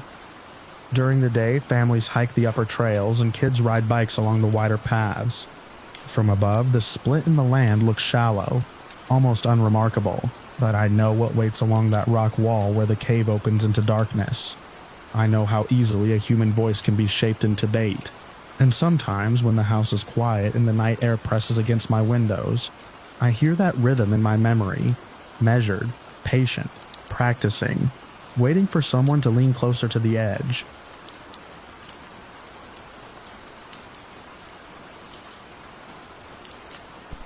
I remember the first photo because of the way the light hit it. A square of gloss pinned to a pine trunk with a bright orange pushpin that didn't belong in the woods.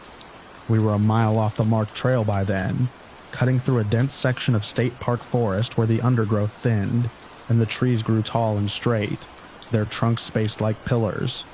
The afternoon sun filtered down in pale strips. I almost walked past it. Then the white border caught my eye. At first I thought it was trash left by campers, some careless souvenir from a weekend trip. I stepped closer, brushing aside a low branch, and saw the image. It was me and Aaron. We were walking single file along the creek bed, our backs to the camera. I recognized the faded green of my pack and the tear in the mesh pocket where I kept my water bottle. Aaron's red cap was turned backward, the strap hanging loose. The photo had that soft, slightly washed out look Polaroids have, like the moment was already old. The angle was wrong for a selfie. It was taken from behind us from maybe 15 feet back. I felt a pulse of confusion before anything else. My first thought was that someone had been on the trail earlier and snapped a picture without us noticing. Maybe we'd crossed paths and forgotten, but we hadn't seen anyone since leaving the parking lot. That was the point of going off trail in the first place. Aaron stepped up beside me, crunching through pine needles. He leaned in without speaking at first. I watched his expression shift from curiosity to something tighter. We stood there too long, both of us staring at our own backs. The photo was pinned at eye level, deliberate, not dropped, not blown there, placed. I pulled it free and turned it over. The back was blank. No date, no message. The paper was still stiff, not curled from moisture. It hadn't been there long. Aaron scanned the trees around us. The woods were quiet in that way that feels normal until you start listening for something specific. A breeze moved through the upper branches. Somewhere deeper in the forest, a woodpecker tapped. I told myself there had to be a simple explanation. A coincidence. Someone with a Polaroid hiking the same unofficial route. Someone who thought it was funny. Then Aaron pointed past me, 10 yards ahead. Another white square was pinned to a different tree. We approached it slowly. This one showed us crossing the shallow part of the creek earlier that afternoon. I was mid-step, one boot in the water, Aaron balancing on a slick rock behind me. The shot was closer this time. Whoever took it had been on the opposite bank, angled slightly uphill. I tried to reconstruct the moment in my head. I remembered the cold shock of the water through my boot. I remembered laughing when Aaron nearly slipped. I did not remember anyone standing across from us with a camera. My stomach dropped in a way that felt physical, like missing a stare in the dark. We began to notice them after that. Once you knew what to look for, the white borders stood out against bark and shadow. Some were higher, some lower, but all at a height meant to be seen. They formed a loose path through the trees, not random, not scattered, a trail that mirrored ours. Each image was of us. Us checking the map, us stopping for water, us pushing through a thicket of brush, always from behind, always from a distance. That suggested someone keeping just out of earshot. In one photo, I was crouched, tying my bootlace.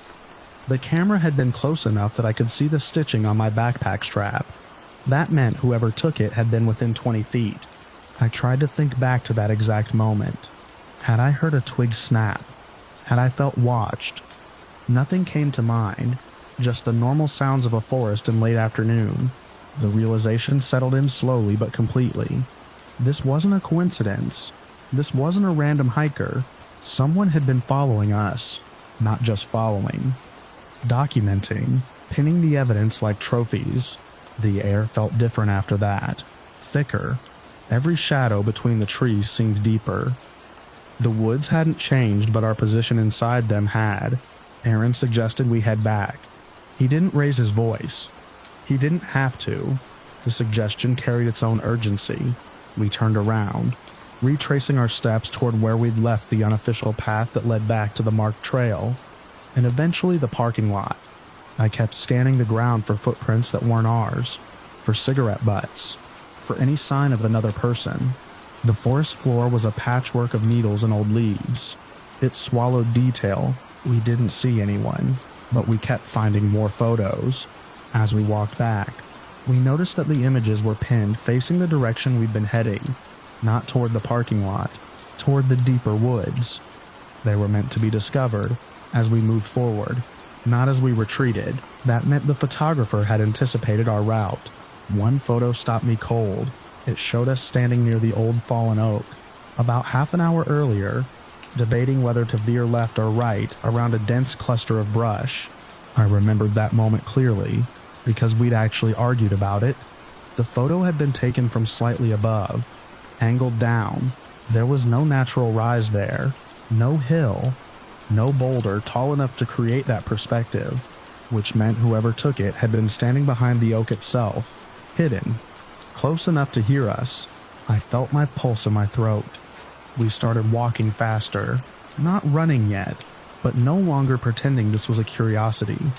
The trees seemed to crowd closer together as we moved. Branches snagged at our sleeves. The light had shifted toward late afternoon gold, the kind that stretches shadows long and thin, about halfway back to where we'd entered the woods. We heard it, a high, thin whistle.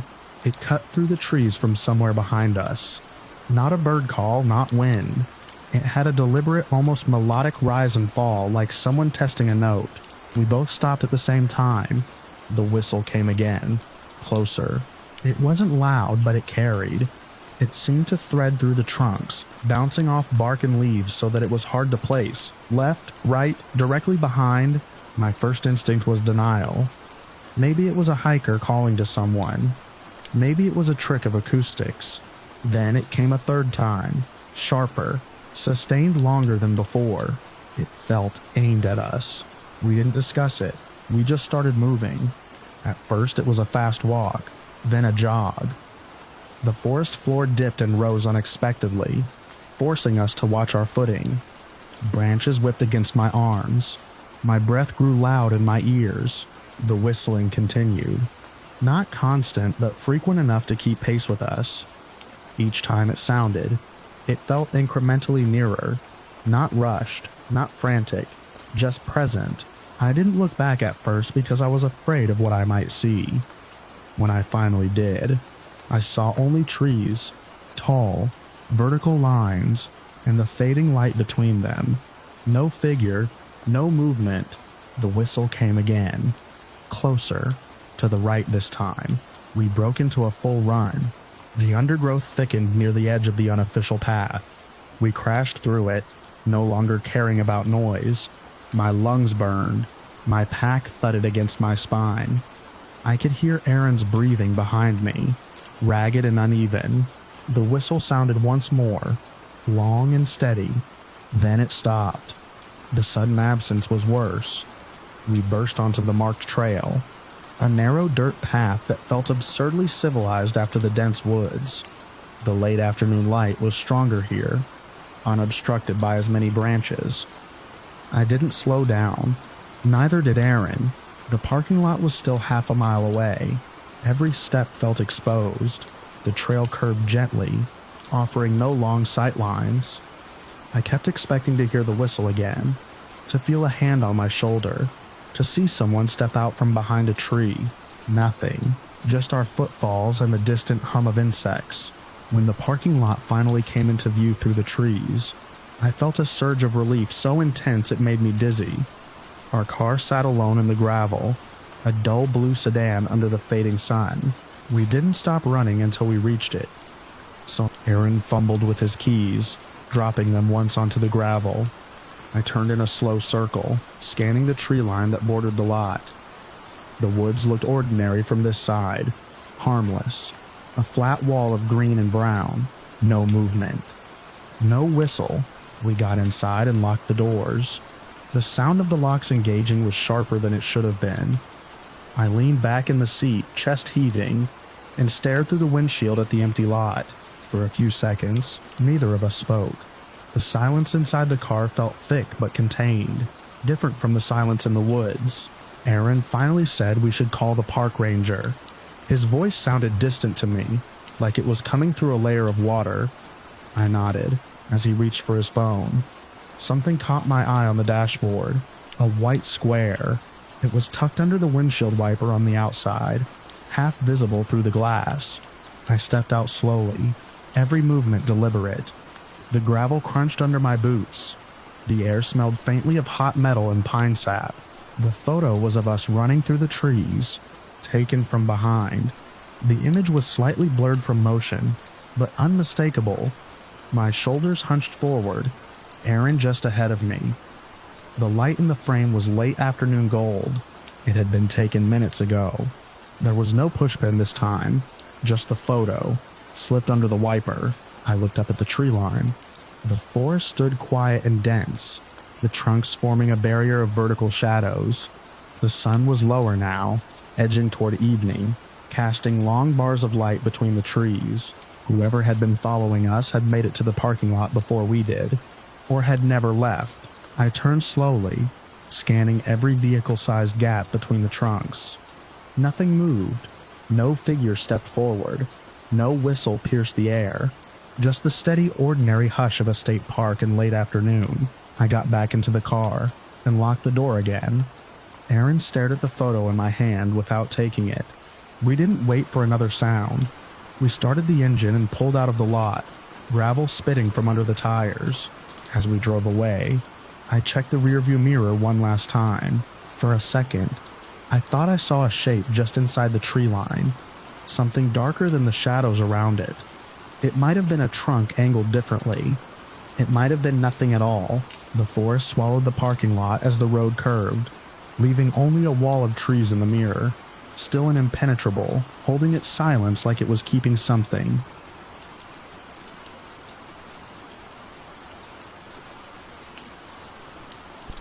I woke to the sound of something walking upright around my tent. The steps were heavy and deliberate, not the skitter of a raccoon, or the soft, uncertain tread of a deer.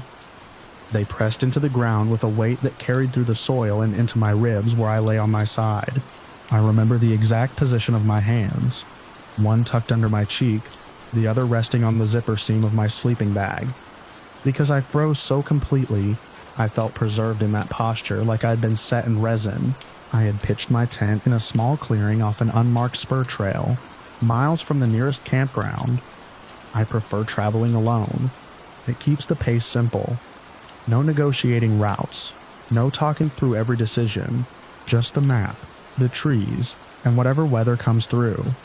That night had been clear but damp, the kind of late summer humidity that settles low to the ground and never quite lifts. The forest floor had held the day's moisture, and when darkness came it felt like the clearing had sunk into a shallow bowl of cool air. The footsteps circled slowly. They didn't snap twigs or brush leaves aside. They compressed the ground. Each step landed with a blunt finality. I could track it by the subtle shift in pressure through the tent floor, like someone pacing in a small room. I checked my watch by feel and raised it just enough to catch the faint glow. The 1:17 a.m. I told myself it was a person, another hiker off trail. Maybe someone who had followed my path by mistake. Maybe someone curious about the lone tent in a place where there shouldn't be one. That explanation felt safer than any other, even though it didn't explain why they hadn't called out. The steps stopped near my feet. Silence stretched. The kind that fills your ears until you start hearing your own pulse. Then the tent wall beside my legs bowed inward. It wasn't a brush or a tap. The nylon pressed in steadily, flattening against my shin, then my knee. I felt the distinct outline of weight behind it, a broad, unmoving force leaning in. The fabric tightened with a low strain, the poles creaking softly as they absorbed the shift. I sucked in air and held it. The pressure moved higher, dragging along the length of the tent wall until it pressed against my hip and ribs. The shape on the other side wasn't sharp or detailed, just a smooth, heavy displacement, like someone leaning their shoulder inside into the tent and settling there. My sleeping bag pinned my arms. I couldn't roll away without pushing back against whatever it was. For a second, I considered staying still, pretending I wasn't inside, letting it lose interest. The weight increased. The tent wall compressed fully against my side. I felt the cold damp of the outer fabric through the thin layer of nylon, and down. The pole above me bent with a muted groan. The pressure was intimate and deliberate. Not an accidental stumble. Not wind. There was no wind. I shouted without planning to. A raw, wordless sound that tore out of my throat. At the same time, I wrenched my arm free, grabbed my headlamp from the pocket near my face, and slammed the power button. Light exploded against the tent wall, illuminating the pressed-in fabric inches from my nose. The weight vanished. Not gradually, not with retreating steps. It was simply gone. The nylon snapped back to its original shape with a soft recoil. The pole straightened. The clearing outside returned to stillness. I held the beam steady, sweeping it across the tent ceiling and down the opposite wall as if something might be clinging there. My breathing sounded too loud in the enclosed space. I waited for the footsteps to resume. Nothing moved. I listened for at least a minute, maybe longer. No crunch of retreating steps. No brush of leaves. No human voice reacting to my scream.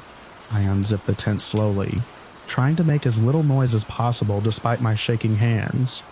The zipper's wrath felt amplified, unnatural. The clearing lay open under a thin wash of moonlight. My beam cut across tree trunks and low brush, painting everything in harsh white. The air smelled like wet soil and pine sap. It looked exactly as it had before I went to sleep. I stepped out in my socks without thinking.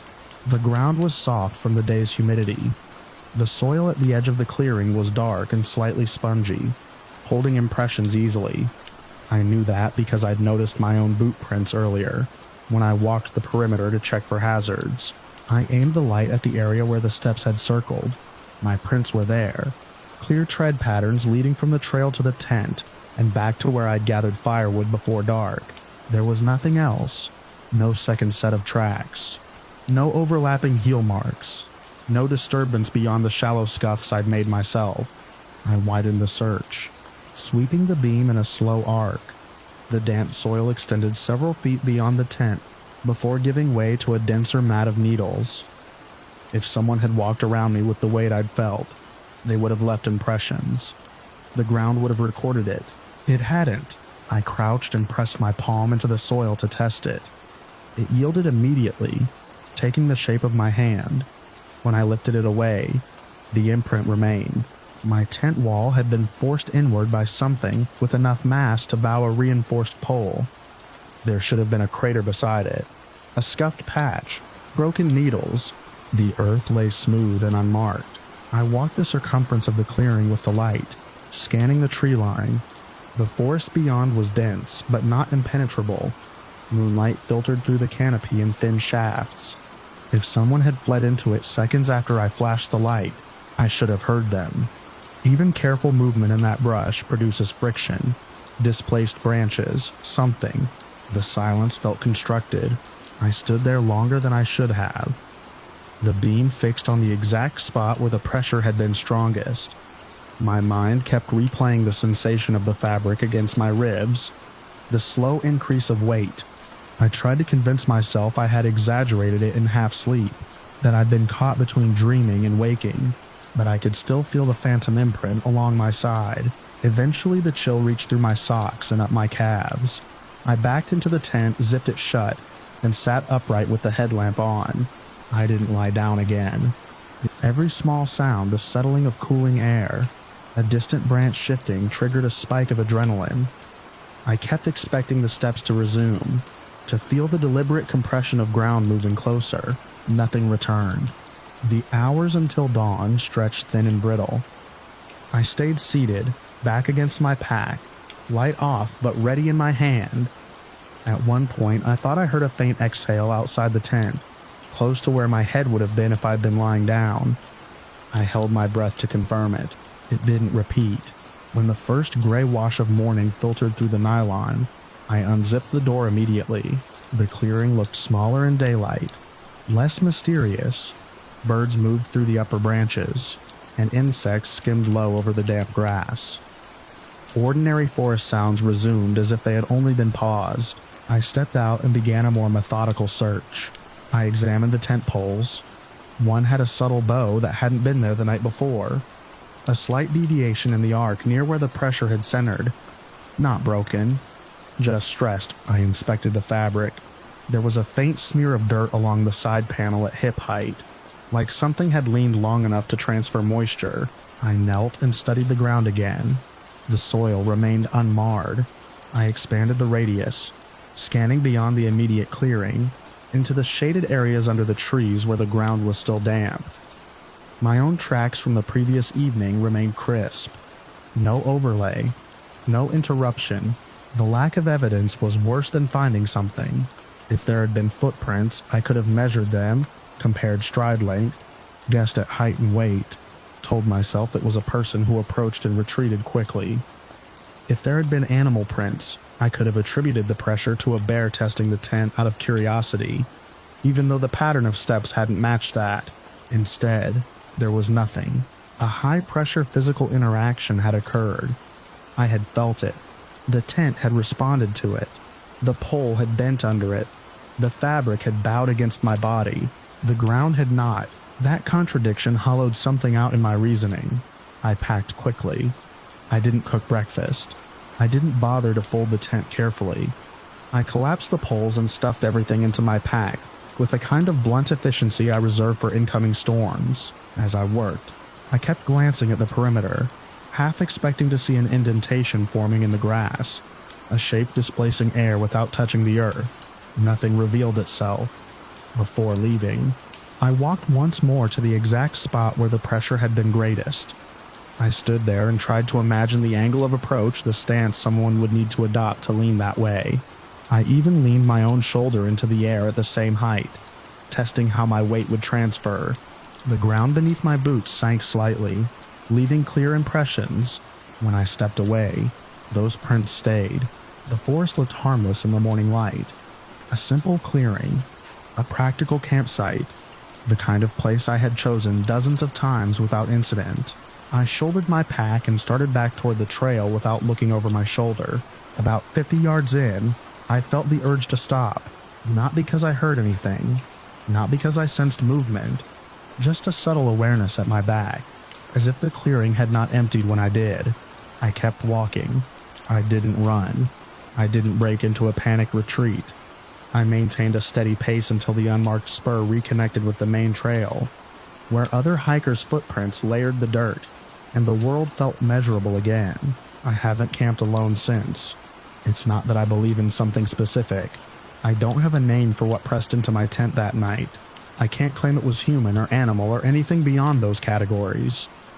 What unsettles me is the clean absence it left behind. Weight without imprint, pressure without trace. In the quietest part of the night, something circled me, leaned into my shelter with enough force to bend aluminum, and then stepped away without disturbing a single grain of damp soil. Sometimes when I lie in my own bed, I remember the exact way the nylon tightened against my ribs and how the pole creaked above my head. I picture that small clearing holding its breath after I left, the ground smooth and waiting, as if nothing had ever stood there at all.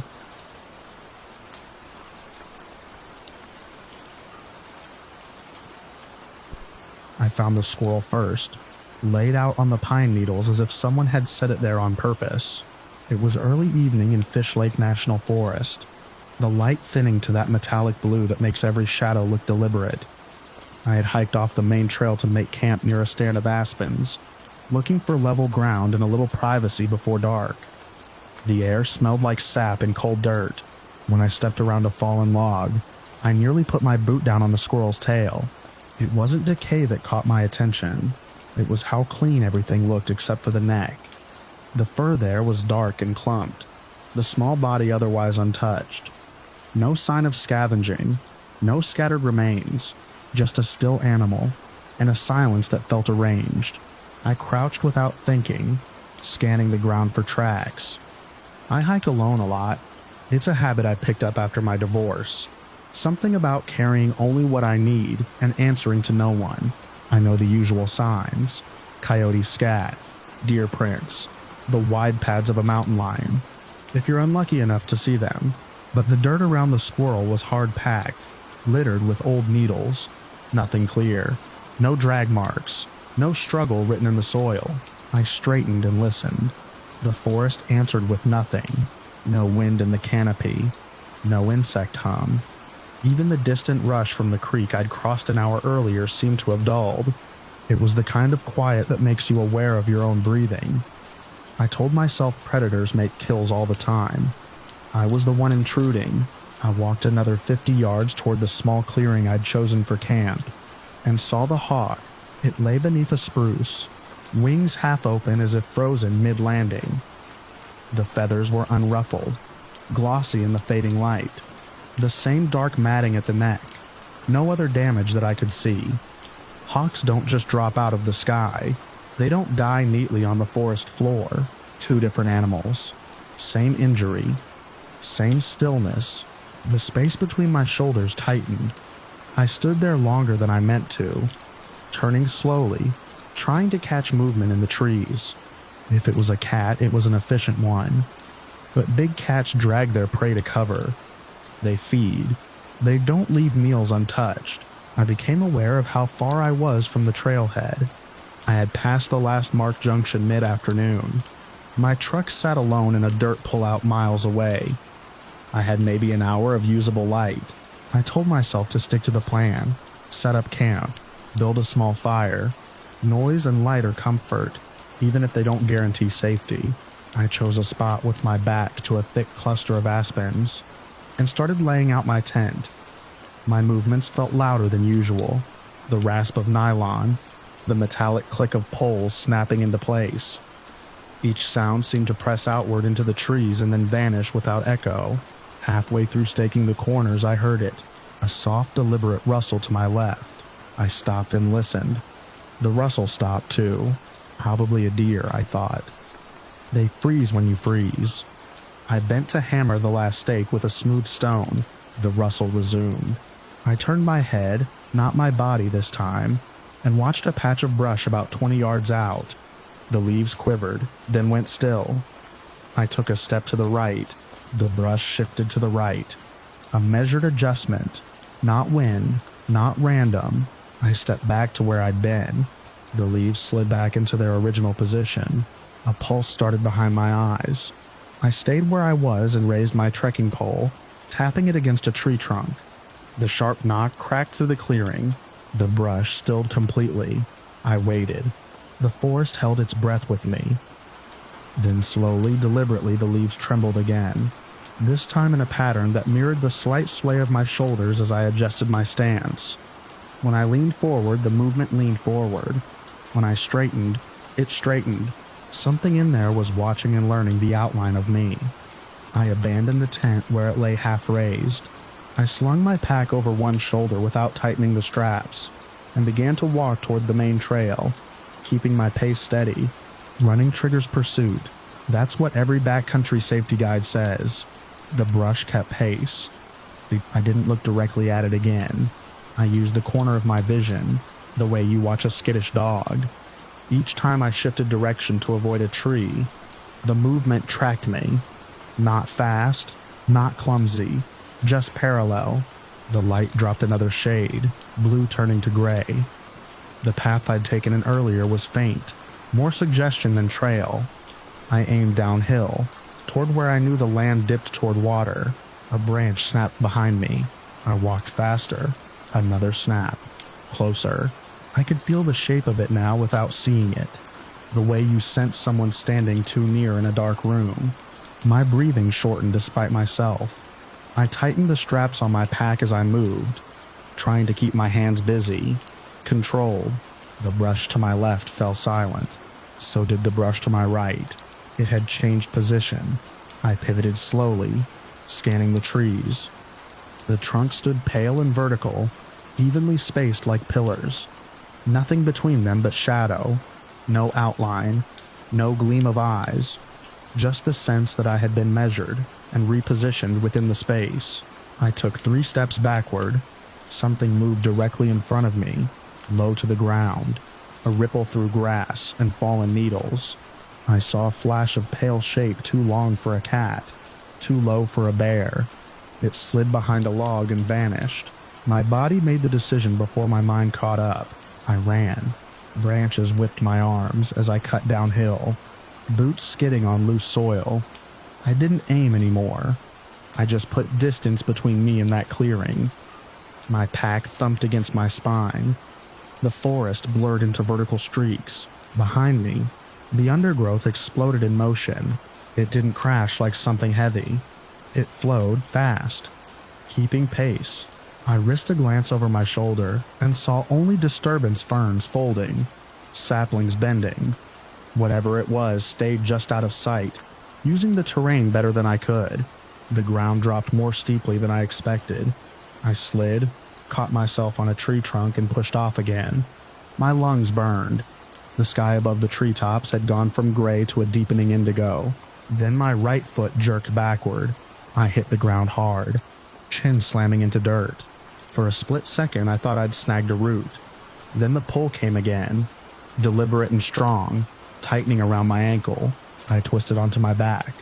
There was nothing there that I could clearly see. No defined face, no full body, but something had hold of me from the brush at the edge of the slope.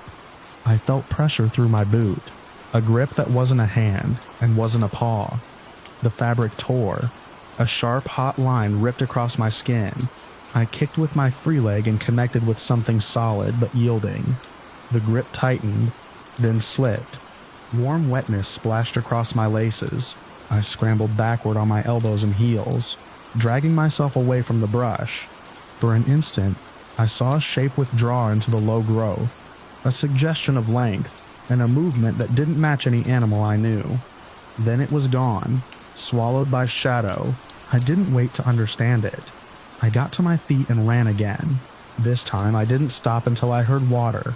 The creek cut across my path like a dark ribbon. I splashed straight through it, stumbling on slick stones, soaking my boots.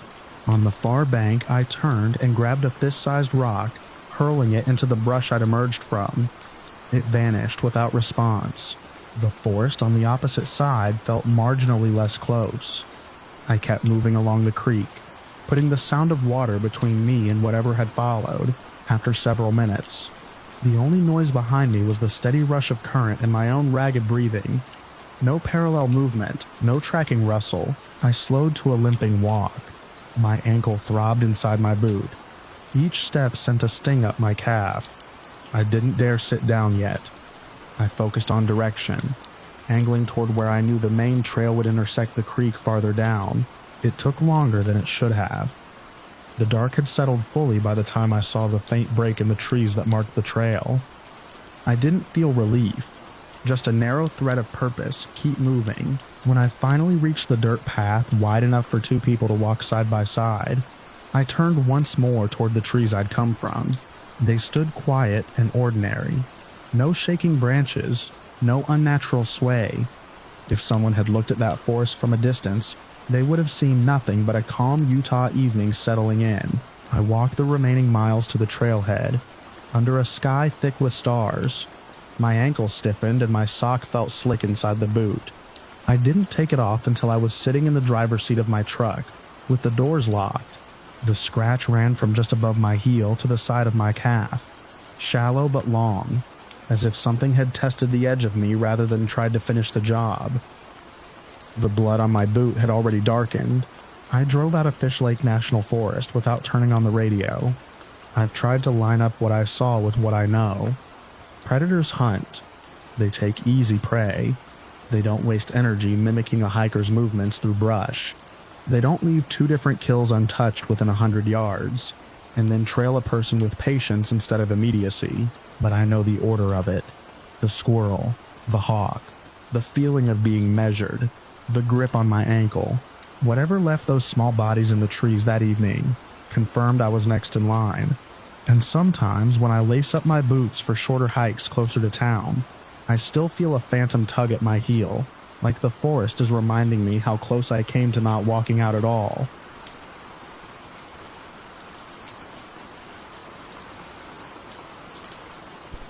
We weren't supposed to be drinking. That's the sentence that loops in my head whenever I think about that weekend in the Blue Ridge Mountains, South Carolina side. Early July, clear skies, warm midday sun, the kind of day that tricks you into believing nothing bad could possibly happen. It was supposed to be simple. Dad picked an easy riverside campsite. Mom packed enough food for a small army. I drove up separately and brought my friend Stacy along because she needed to get out of town. What she needed, apparently, was an audience. The river ran about 20 yards from our campsite, wide and deceptively calm at the bend, faster and rockier farther downstream. You could hear it constantly, a steady rush over stone that felt peaceful until it didn't. We set up camp around noon. By 1 o'clock, Stacy had already cracked open a hard seltzer. Vacation rules, she said, grinning. It's camping, Mom corrected gently. Stacy just laughed and opened another. I should have stopped it there. That's the truth. I knew how she drank. She didn't sip. She committed. Dad noticed too. He didn't say anything at first.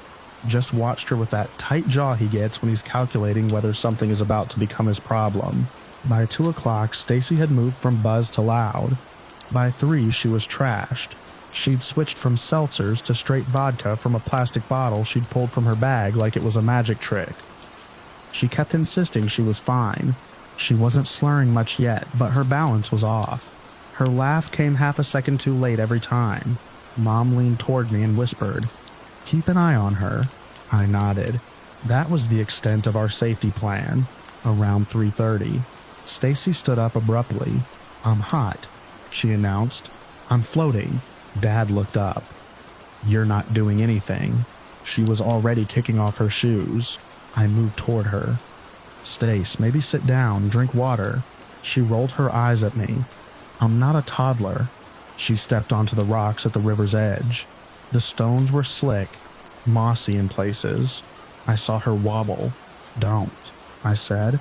She turned toward us, arms out dramatically. "Relax."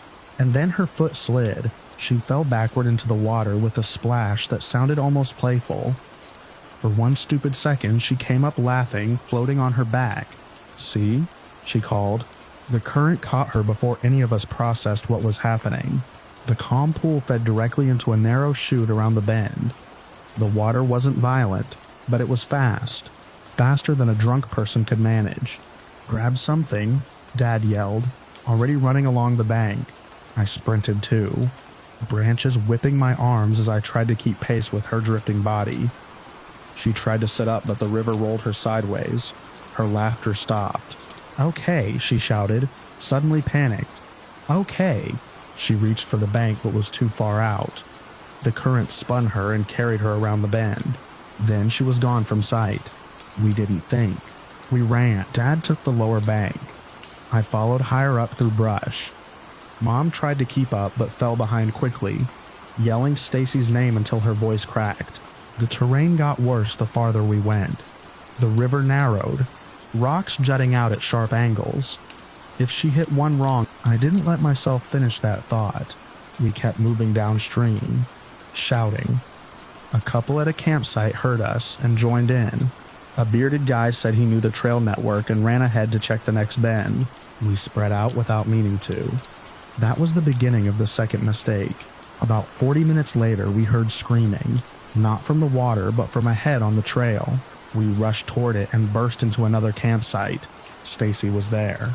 She was soaked, covered in scrapes, and on top of a man near a picnic table swinging at him wildly. The man was shouting, trying to shield his face. His wife stood a few feet away in shock.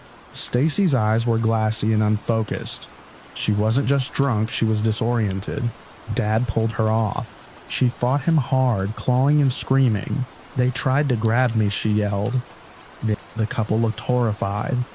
"She came out of the river and ran straight at our tent," the woman said. "My husband tried to stop her from going inside and she attacked him. I felt sick." Stacy suddenly went limp, shivering violently. The adrenaline drained from her body all at once. Hypothermia was setting in. Dad wrapped her in his jacket. "We need to get back," he said. "Now." The bearded man agreed to guide us along the main trail to make it faster. A few others offered to help. We moved as one group, or we thought we did. The sun dropped faster than expected under the tree cover. By the time we were halfway back, it was nearly dark. We had 3 flashlights between 7 people. Stacy could barely walk. I supported most of her weight. She mumbled nonsense, occasionally crying. Mom walked behind us with one of the other campers. Dad kept saying, "Stay together, nobody falls behind." But fatigue changes everything. At one point, the trail split around a washout. Some of us went left, some went right. We rejoined within a minute, except Mom wasn't there. I turned, expecting to see her in the beam behind us. Nothing. "Mom?" I called. No answer. Dad stopped immediately. "She was right behind us. She's not now," I said. We started shouting her name. The river noise drowned us out. Then, faintly, we heard her. "I'm here." It came from somewhere off the trail to the right. Dad didn't hesitate. He plunged into the brush toward her voice. "Stay where you are," he yelled. I tried to follow, but Stacy collapsed again, dragging me down with her. I barely kept her head from hitting a rock. The woman who'd been helping grabbed my arm. "You can't carry her and go after them." She was right. Dad's flashlight beam disappeared deeper into the woods. Mom called again, her voice shaking. "I can't see, I can't find the trail." Every direction looked the same in the dark. Dense trees, uneven ground, no markers. We were officially split. The bearded man made a quick decision. "I'm running to the trailhead to call for help," he said. "You stay put." He took off at a sprint. I propped Stacy against a tree and kept shouting until my throat burned. 10 minutes felt like an hour. Finally, from deeper in the woods, we heard Dad. "Got her." The relief nearly dropped me to my knees. It still took another 20 minutes for them to fight their way back to the trail. Mom emerged, scratched up, covered in dirt, shaking uncontrollably. She'd stepped off the path trying to see around the group when we split and lost sight of us instantly. In the dark, every direction looked identical. She'd wandered in a small circle without realizing it. If we'd gone another 50 yards before noticing, we might not have heard her at all. That's the part that stays with me. It wasn't dramatic. No cliffs, no wild animals, just poor communication, darkness, and panic. We got everyone back to camp close to midnight. The bearded man returned with 2 others, and news that park services were alerted but hadn't yet dispatched a team. We told them we'd found her. Stacy passed out in the tent.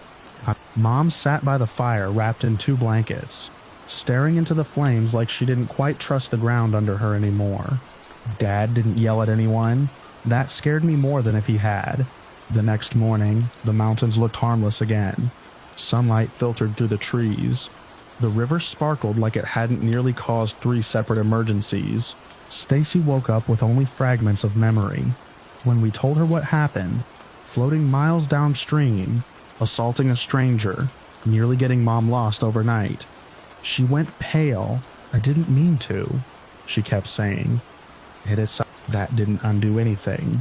Mom pulled me aside while Dad packed up.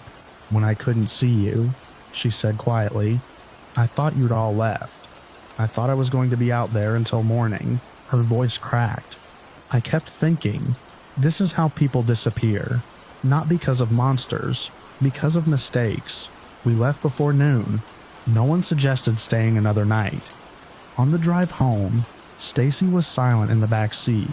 Dad kept both hands tight on the wheel. Mom stared out the window at the trees sliding past. Negligence doesn't look dramatic when it starts.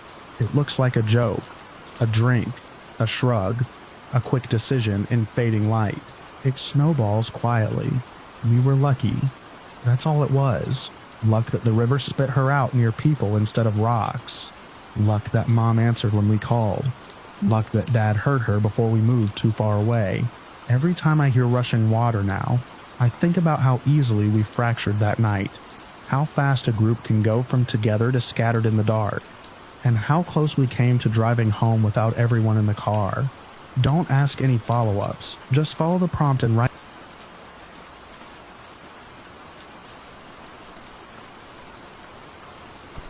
I was 21 and convinced that a clipboard could control the woods. That summer, I'd been promoted to senior counselor leader for anything that involved leaving the main camp boundary. Overnight hikes were my thing. Keep the older kids busy, teach them a few constellations, and get everyone back before the director's coffee kicked in. I'd done the route in daylight a dozen times. A narrow trail behind the last cabin, a bend through pines, then the dark path that opened into the meadow, our big daytime field before looping back. That night, it was me with 2 other counselors, Melissa and Jessica. Melissa was steady, the kind of person who could untangle a conflict with a voice that never rose. Jessica was louder, funnier, always making the kids laugh when the woods got too quiet. I liked having both of them out there because the truth about camp leadership is that you're mostly pretending you know what you're doing, until everyone believes you. We left after lights out when the cabin settled into that soft rustle of sleeping bags and whispered secrets. The moon was thin, just enough to make the world look like a scratched photograph. The air had that damp, late summer heaviness, warm in your lungs but cool on your skin. Buddy system, I reminded the group. No running, flashlights on low. If you hear an animal, you don't chase it, you don't follow it, you don't try to feed it. A couple kids snickered. Someone said, what if it's a friendly bear? Jessica answered before I could. Then it's still a bear. They laughed, and I felt that small, familiar satisfaction order maintained. We filed down the trail, boots crunching softly, flashlight beams skimming trunks and low brush. Every few steps I counted heads with my eyes, the way you do when you've been responsible for too many people for too many hours. The woods took us in the way they always did, quietly. The pines were tall enough to swallow sound, and our little cluster of light moved like a slow comet through black space. The kids' chatter faded as the darkness pressed in. Even the bold ones got quieter when they realized how far the tree line reached, and how little their flashlights actually showed. When the trail curved toward the meadow, the trees thinned. I could smell the field before I saw it. Wet grass and open air, The path ahead was a darker ribbon leading out into a wide unlit space. I lifted my flashlight to scan the clearing out of habit, and froze. In the center of the meadow, a fog had appeared, dense and low like a spilled cloud. It wasn't drifting in from the edges or creeping along the ground. It was just there, an oval of mist hovering over the grass, and it was lit. Not by moonlight, not by us. The fog glowed from within, pale and cold, as if someone had turned on a hidden lamp beneath it. The light didn't spill far, just enough to make the grass around it shine faintly, and to carve the mist into sharp edges that looked almost deliberate. "Is there a truck out there?" one of the campers whispered. "There's no road," Melissa said, and I heard the question in her voice, even though she didn't phrase it like one. Jessica stepped up beside us. "Okay, that's weird." I took a few slow steps forward, not into the meadow but closer to the path's mouth, keeping the group behind me. My brain rummaged through normal explanations like they were tools in a kit. Headlights, a prank, somebody's lantern, a drone with a light, something reflecting off low mist. Melissa raised her flashlight higher and aimed it directly at the glowing fog. The beam hit the edge of the mist, and her flashlight died. Not dimmed, not sputtered. It snapped off like someone had cut the wire. Melissa clicked it once, twice. Nothing. My own flashlight went out in the same instant. The sudden loss of my beam made my stomach dip, like stepping off a curb you didn't see. Behind us, Jessica's light cut out too. 3 clicks echoed in the dark. Melissa, me, Jessica. All of us hitting the switches again and again. The sound too fast and sharp. "What's happening?" a camper said, voice wobbling. Around us, other lights still worked for a beat. Then 2 more flickered and died. A few remained, weak cones of light shaking in trembling hands. "Everybody together," I said, louder than I meant to. "Stay on the path. Nobody goes into the meadow." Melissa's hand found my sleeve, fingers tight. "That's not batteries," she whispered.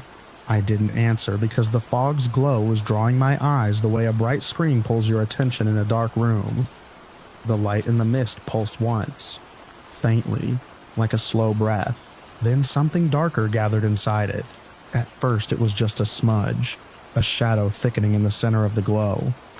It took shape gradually, like an image developing in chemical bath.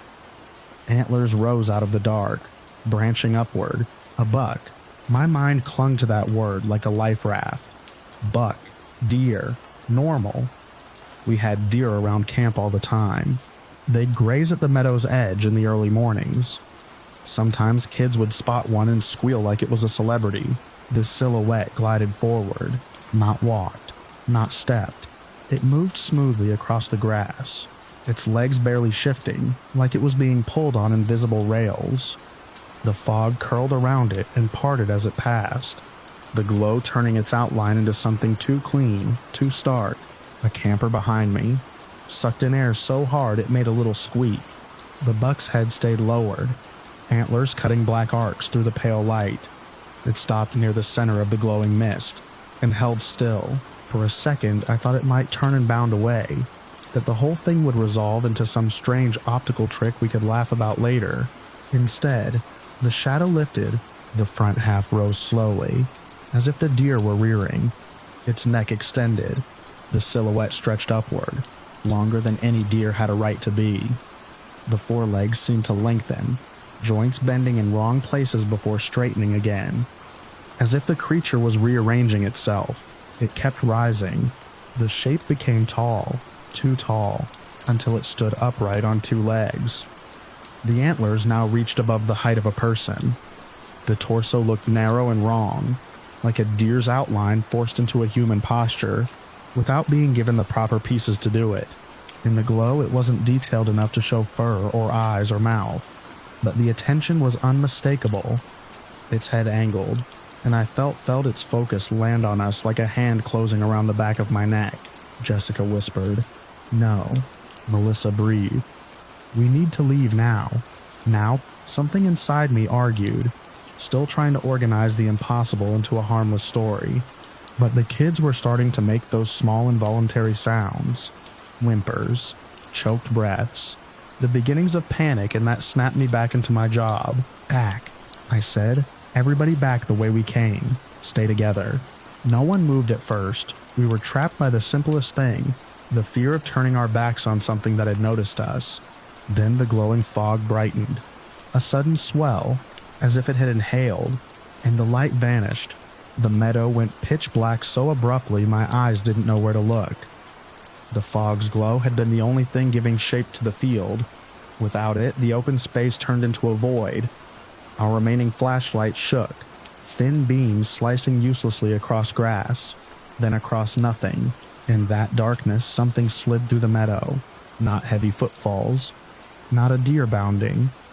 A soft, dry whisper, like grass being brushed by something moving too smoothly.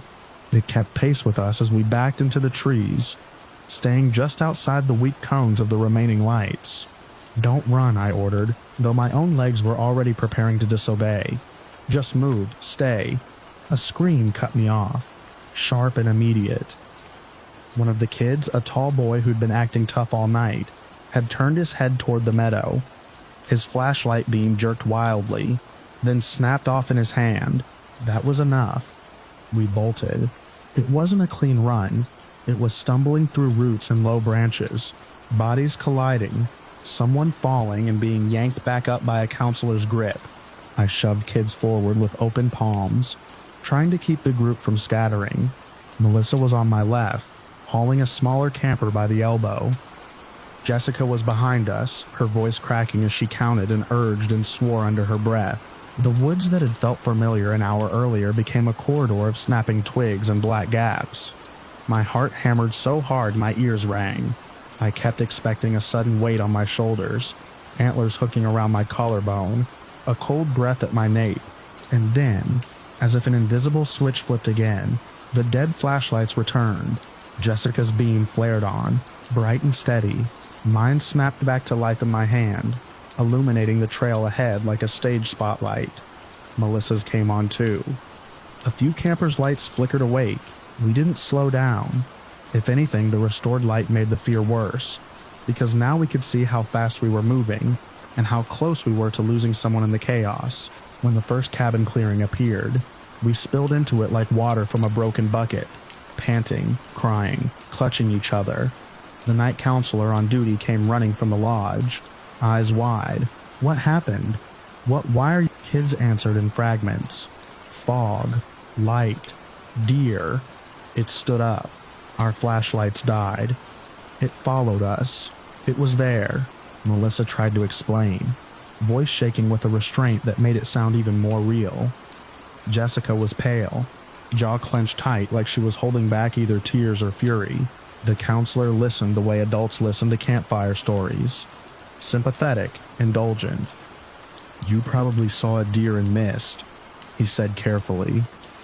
"The flashlights could have, maybe you hit the switches wrong. Maybe..." "All three of ours died at the same time," I cut in.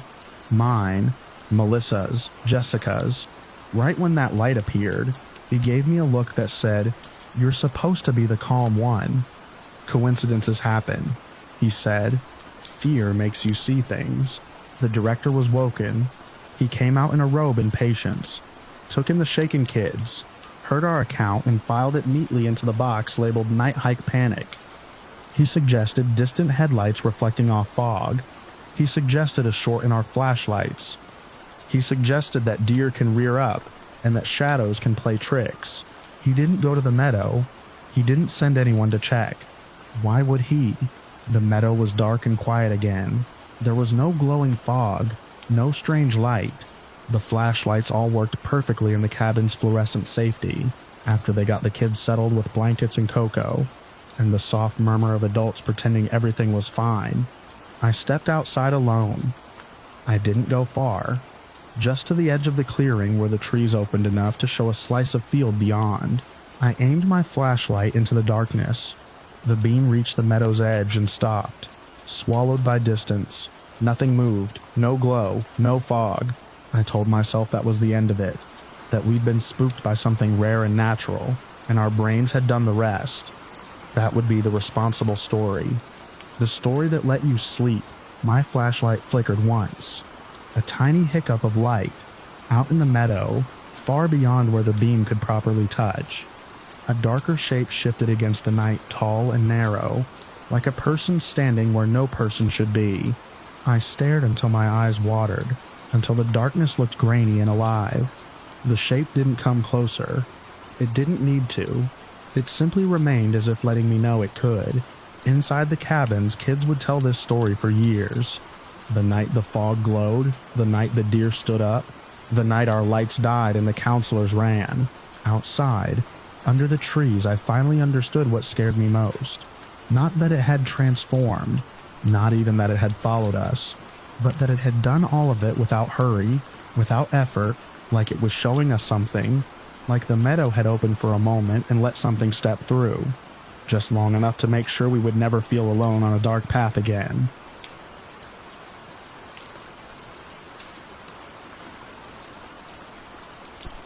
I've lived in rural Ohio my whole life, and if there's one thing you learn out here, it's how to read silence. The land behind my house stretches for miles, flat farmland broken only by fence posts and the occasional skeletal tree line. At night, it's usually alive. Crickets, frogs near the drainage ditch, and coyotes, always coyotes. They yip and bark like they own the dark. That Friday night, my best friend Mason came over because he needed a break from his apartment in town. Too much noise, too much concrete. I told him we'd camp in my backyard like we used to in high school. We pitched the tent near the edge of the yard, where the grass meets the first stretch of corn. The stalks were shoulder high that time of year, rustling softly in the breeze. The sky was clear, moon bright enough to paint the field silver. We kept it simple. Sleeping bags, a cooler, a couple flashlights. I grabbed a hammer from my mudroom before heading out. Mason laughed when he saw it. Planning on building something at midnight. Just in case, I said. He didn't ask, just in case of what. By 11 p.m., we were zipped inside the tent. The air smelled like cut grass and soil. Through the thin nylon walls, we could hear coyotes calling from somewhere beyond the fields. It was comforting, normal. We talked for a while, about work, about nothing. Eventually our voices faded, and the quiet stretched between us. Then the coyote stopped. It wasn't gradual. 1 second they were yipping at each other, and the next it was like someone muted the world. The crickets didn't stop completely, but they thinned out. The breeze felt like it was holding its breath. Mason shifted in his sleeping bag. You hear that? Yeah. I stared up at the tent ceiling, heart picking up speed. Coyotes don't go silent for no reason, not all at once. Something had changed. A soft crunch came from the yard, not in the field, in the yard. Slow, deliberate. We both froze. The sound circled the tent, grass compressing under weight. Too heavy for a raccoon, too controlled for a deer. It stopped at the front flap. The zipper door pressed inward. At first, just a little, then more. A shape appeared against the fabric. A hand. 5 fingers, long and narrow, splayed wide against the nylon. The palm was massive, too large for any man I'd ever seen. The fingers were slightly crooked, bending at strange angles. Mason whispered, "That's not real." The hand slid upward slowly, testing the zipper seam.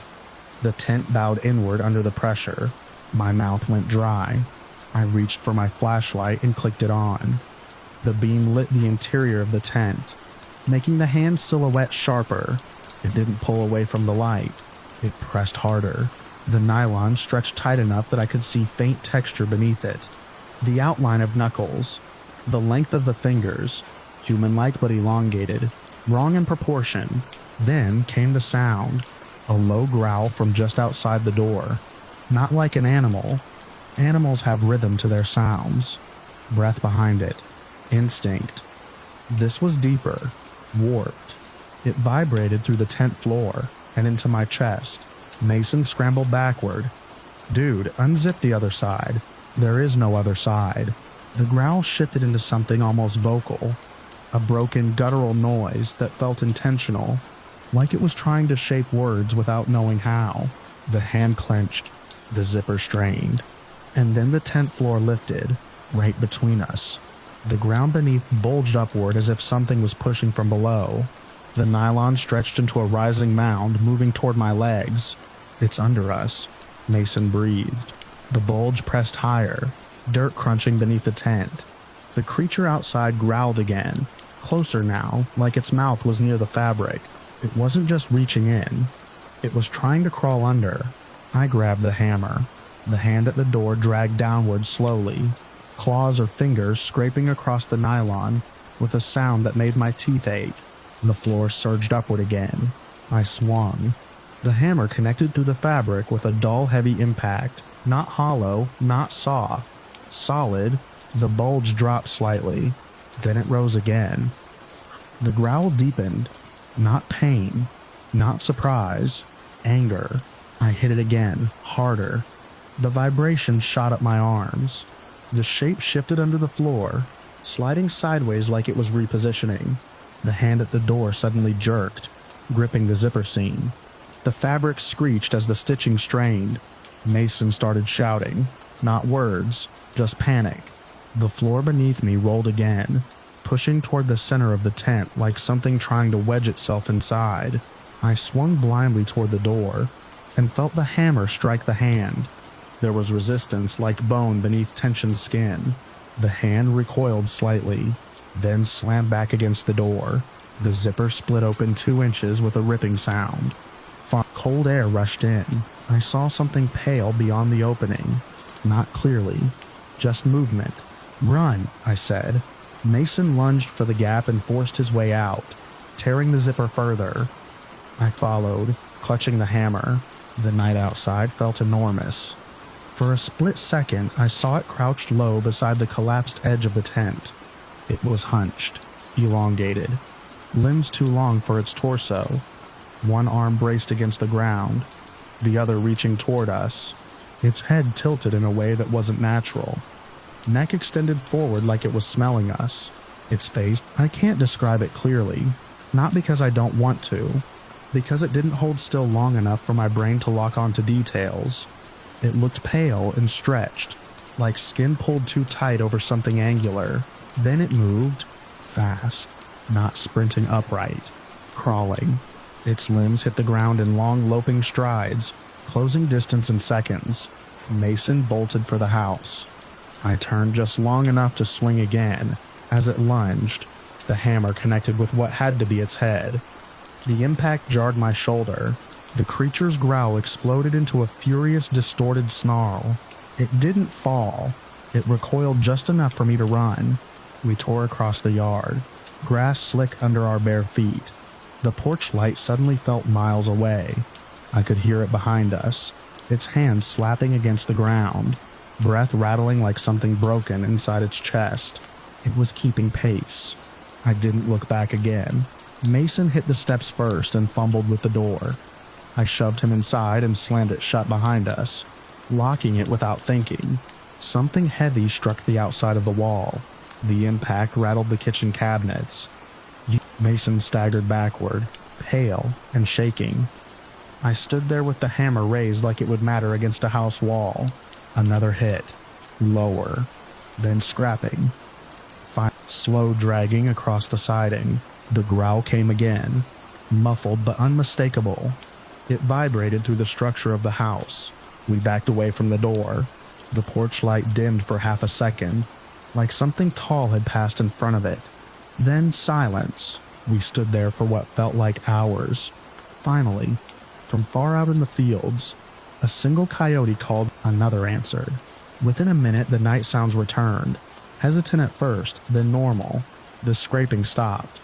The presence outside faded like pressure releasing from the air. We didn't move until sunrise. When we stepped outside, the tent was flattened, one side torn loose from its stakes. The grass around it pressed down in wide arcs, near the edge of the yard. I found impressions in the soil, not paw prints, handprints. Large, deep, fingers long enough to dig into the dirt and drag. They led to the fence line, then into the corn. I never called the police. What would I have said that something with a human-shaped hand tried to crawl under my tent? Mason moved back to the city a week later. He doesn't talk about that night. I still live here. Most nights, the coyotes sing like they always have. Their noise settles my nerves. But sometimes, just for a few seconds, they cut off mid-call. And when they do, I step back from the window and listen to the fields breathe, waiting to see if something decides to place its hand on my door again.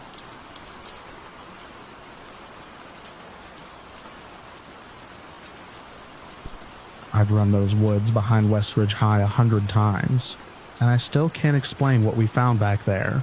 I was a junior then, varsity cross country, the kind of kid who measured his life in split times and miles. The forest behind our school was part of our daily route, half a mile past the tennis courts, down a narrow dirt trail that slipped between pines and swallowed you up in green. It was a clear afternoon in October. Sunlight filtered through the trees in pale shafts, lighting up floating dust and turning the leaves gold at the edges. We were 5 miles into a long run, breathing steady, talking just enough to distract from the ache. Dylan, our team captain, led the pack like always. He ran loose and confident like nothing in the world could trip him up. Mira kept close behind him, silent and focused. I stayed just off her shoulder. About a mile in, we noticed something new. A strip of orange survey tape hung from a low branch beside the trail. It was faded and frayed, like it had been there a while, but none of us remembered seeing it before. Was that here last week? I asked. Dylan slowed. Nope. The tape marked a faint path veering off the main trail. Barely more than flattened brush. Recheck it, Dylan said. 2 minutes. Mira rolled her eyes. Coach said stay on trail. He also said negative splits. We're not doing that either. I should have argued harder, but curiosity is a powerful thing when you're 17 and bored with routine. We turned off. The deer path was tight and uneven. Branches snagged our sleeves. The air felt heavier, damp with the smell of soil and pine rot. Within 30 seconds, the main trail disappeared behind us. Then the trees opened up. There was a shack in the clearing. Not a cabin, not something old and charming. This was crooked and low, built from mismatched boards gone gray with age. The roof sagged in the middle. One corner had partially collapsed. It didn't look maintained, it looked abandoned. And it didn't make sense. We trained back here daily. How had we never seen it? Dylan grinned. See? Worth it. Mira didn't move. I don't like it. Neither did I. The door hung crooked on one hinge. Dylan pushed it open, and it scraped across the floor with a dry wooden groan. Inside, the shack was empty except for a pile in the center. Axes. Hatchets. Long-handled splitting mauls. Knives. Dozens of them. Maybe more. They were stacked haphazardly, metal catching the thin light from the doorway. Some were rusted, some looked cleaner.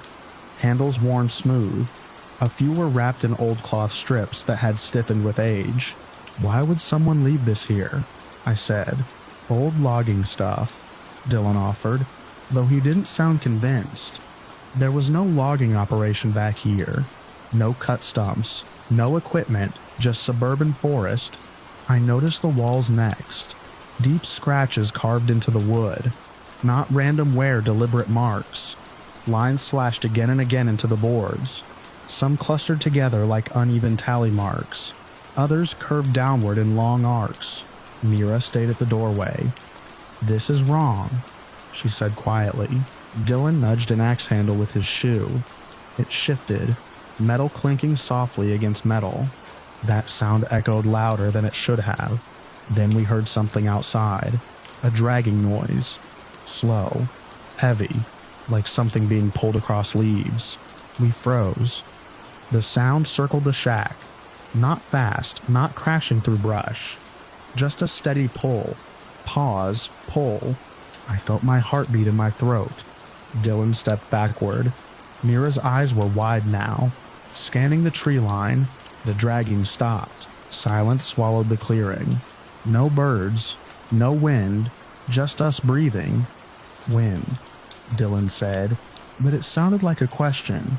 We didn't wait to find out. We backed out of the shack and returned to the deer path, moving faster than before. No one joked. No one argued. When we rejoined the main trail, relief hit me hard enough to make my knees weak. We should have stopped there. We didn't. Half a mile later, the trail dipped into a shallow ravine we rarely used. Dylan cut left instead of right, claiming it looped back around. I think he just wanted to prove we weren't scared. The trees thinned ahead, and then we saw it. A semi-trailer. Just the trailer. No cab. Long, white, metal-sided, tilted slightly into the earth. Moss crept along the lower panels. Faded lettering, ghosted across the side, worn beyond recognition. It sat in the middle of the forest like it had been placed there by a crane. "There's no road," Mira whispered. She was right. The forest around it was dense. Mature trees stood close together in every direction. No cleared path. No tire tracks. No wide gaps where something that large could have been driven in. We circled it slowly. The back doors were chained shut, but loosely, like whoever closed them hadn't expected them to open again. I scanned the ground. No deep ruts, no churned mud, just leaves, except near the front end.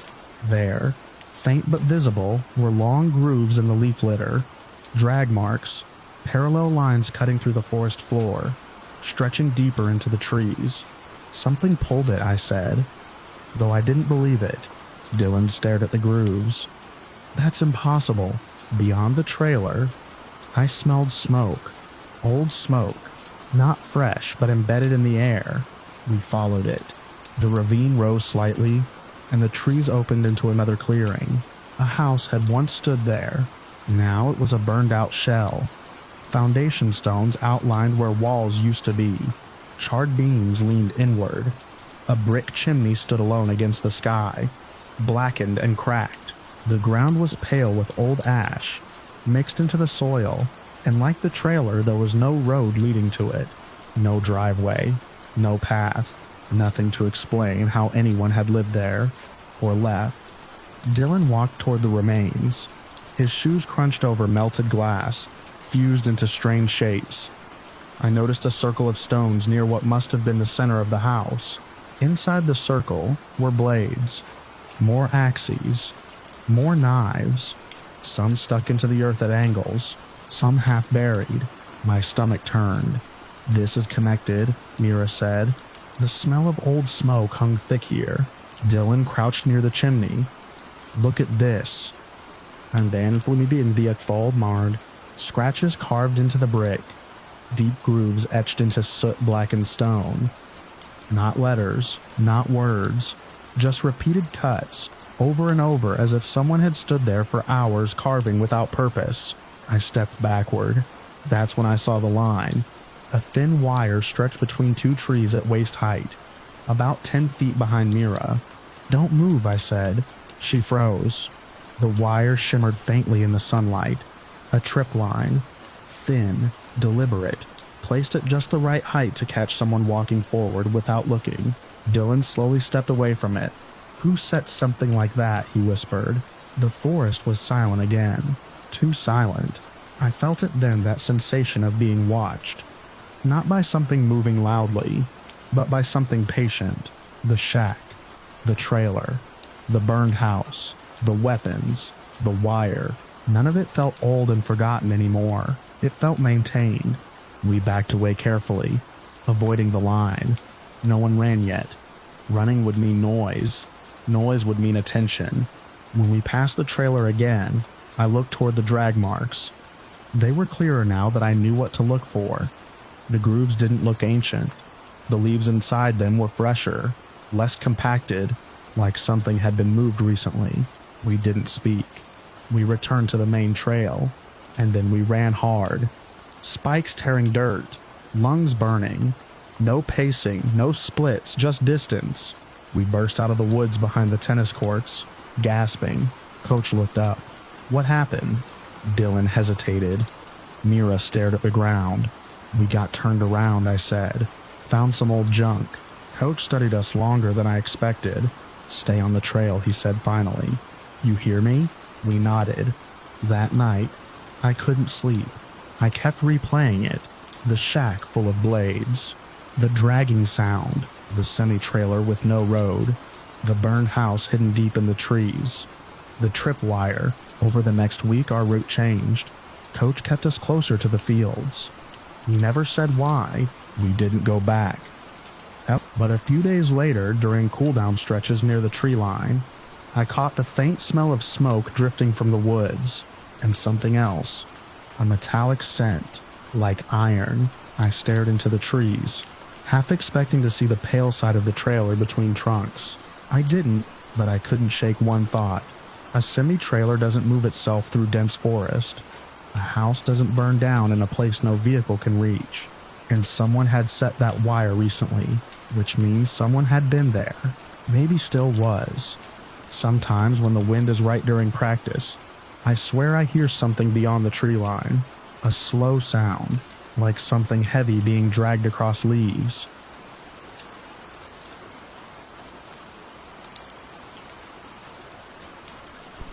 People hear camping trip and expect a story about a bear, a storm, or somebody getting too confident with an axe.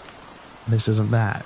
It was late September, still warm enough during the day to hike in a t-shirt, but cold enough at night that your breath looked like smoke and everything outside your sleeping bag felt like punishment.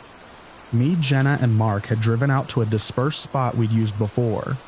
Nothing official, just a flat patch below a hillside with scattered pines and scrub oak.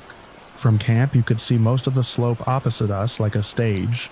Set up across a natural amphitheater, we set up in the afternoon.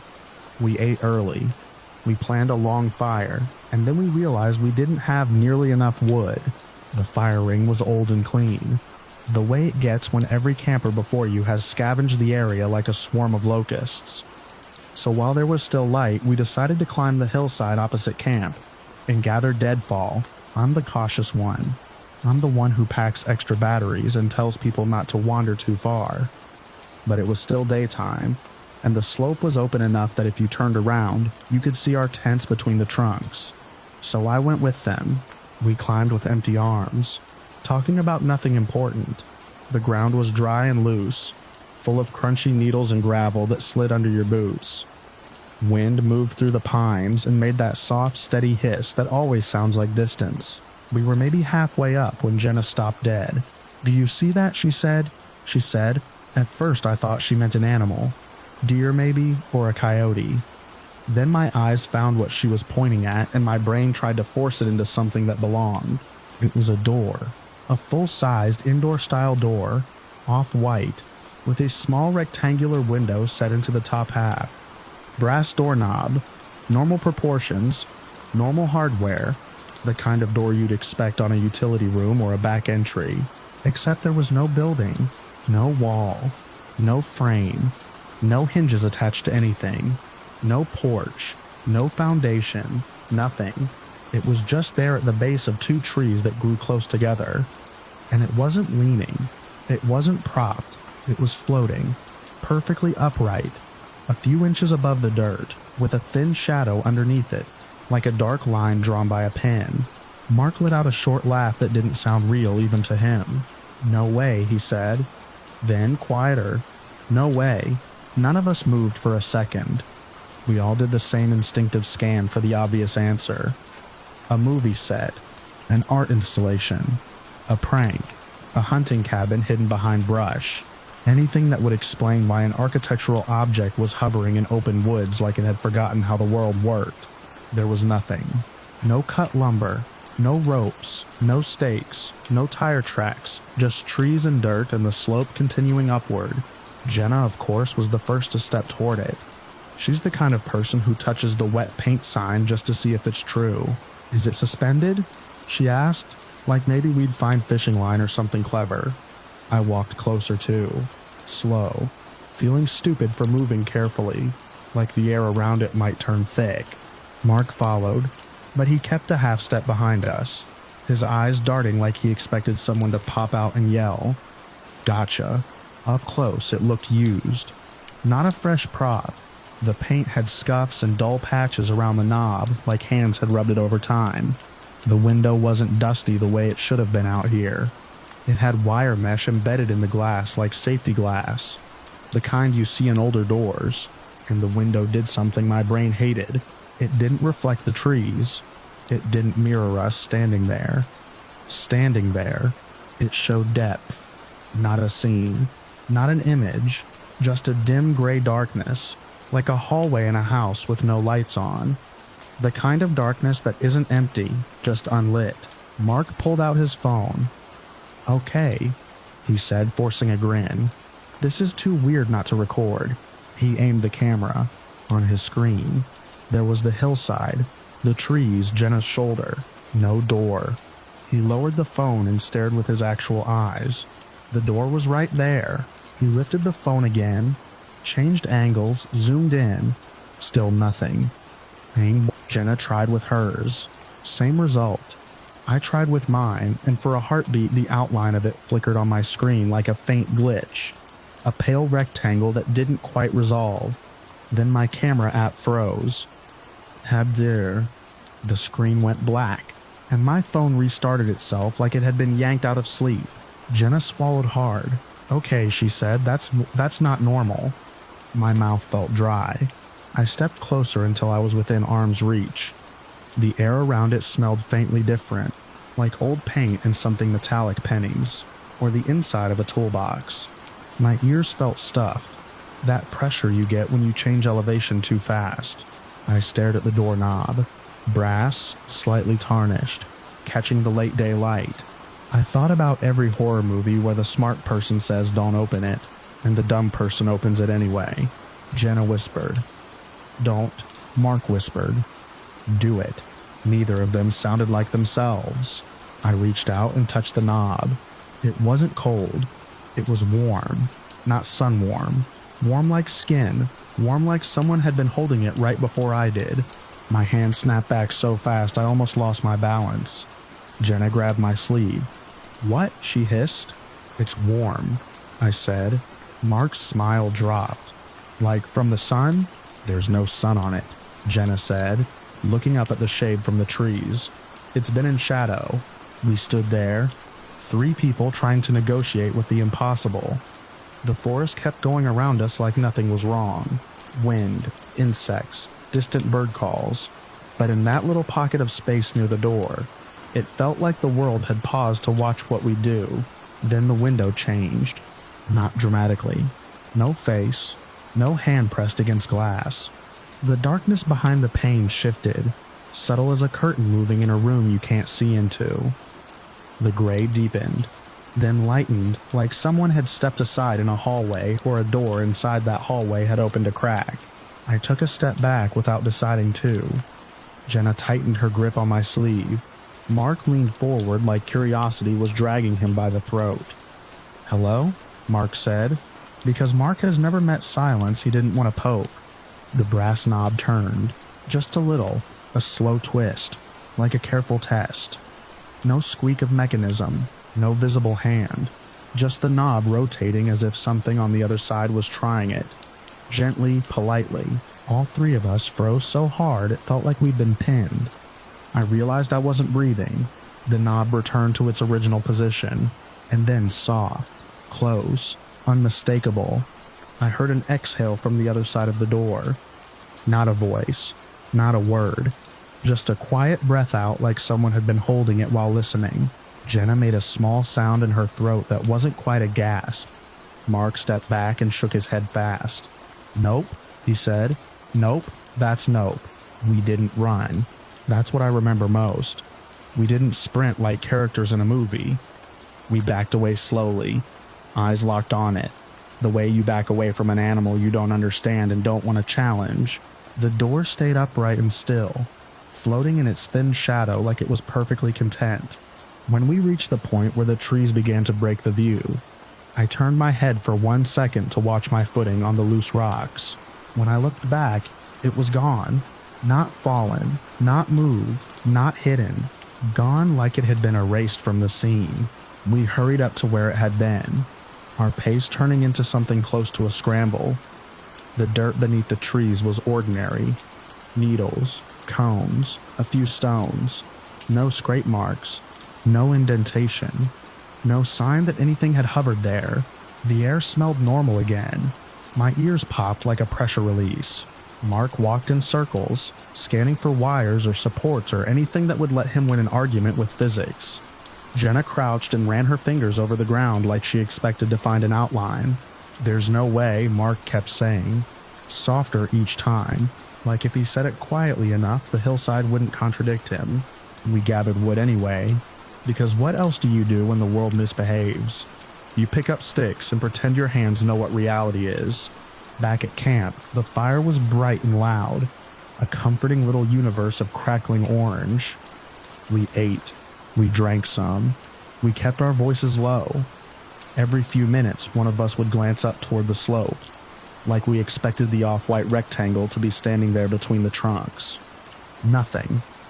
By the time dusk turned to evening, Mark went into full rational mode, tossing out explanations like he could stack them into a wall. "A mirror," he said. "It had a knob," Jenna replied. "A prank," he insisted. "It was floating," I said. He didn't answer that. He just stared at the flames until the light reflected in his eyes and made him look like he was watching something else. We agreed we'd go back in the morning.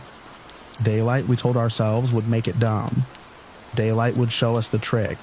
We'd find a door somebody dumped in the woods, take a photo like normal people, and go home with a weird litter story. Morning came cold and clear. Frost silvered the grass around the tents. The air tasted sharp like it had edges. We climbed the hillside again under bright sun, and everything looked insultingly normal. Trees and honest daylight, rocks casting perfect shadows. We went straight to the spot between the two trees. Nothing. We searched anyway. We spread out, checked behind brush and boulders, followed the slope up and down. We found a rusted can, a broken bottle, old junk that made sense. We did not find a door. On the walk back down, Jenna said quietly, "If it was real, why would it be gone?" Mark didn't look at her. "Because we imagined it," he said, like the words were a life raft. But we hadn't imagined the phones failing. We hadn't imagined the warmth. We hadn't imagined the knob turning. We left that afternoon. The drive back felt too normal, like the world had decided to behave again to prove it could. It didn't talk much. When we did, it was in short, careful sentences, like describing it too clearly would make it less gone. Weeks later, I checked my phone again. There was a gap where those minutes should have been. The corrupted file from the crash was still there. A tiny gray thumbnail that wouldn't open like a censored memory. Jenna never brought it up unless I did first. Mark turned it into a joke whenever he could, and the harder he joked, the more I could see he wasn't joking at all. And sometimes, in the middle of an ordinary afternoon, I'll catch myself staring at a door in my own house. The pantry, the laundry room, the back entrance, and I'll remember brass warm under my fingers where it shouldn't have been warm. I'll remember that soft exhale from the other side like something had been standing in a dark hallway, listening to us decide what kind of people we were. And I'll wonder if that door on the hillside didn't disappear because it wasn't real, but because it moved quietly to somewhere else, and it's still standing upright in the woods between two trees, waiting for the next curious hand to touch the knob and finally choose to turn it.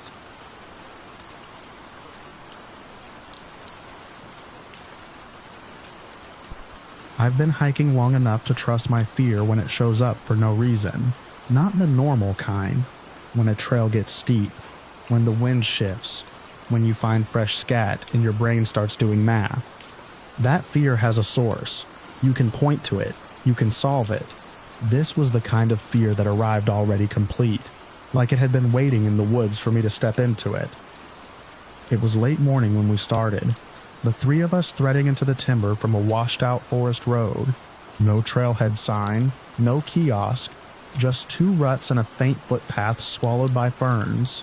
Lyle had found the route online, an easy wander to an abandoned cabin that used to belong to a logging outfit. Marin came because she likes old places. I came because I'm the one who always comes prepared. Experienced hiker, pack balanced, water counted, map downloaded, compass in the lid pocket like a superstition. I've walked in enough thick woods to recognize how they change the rules.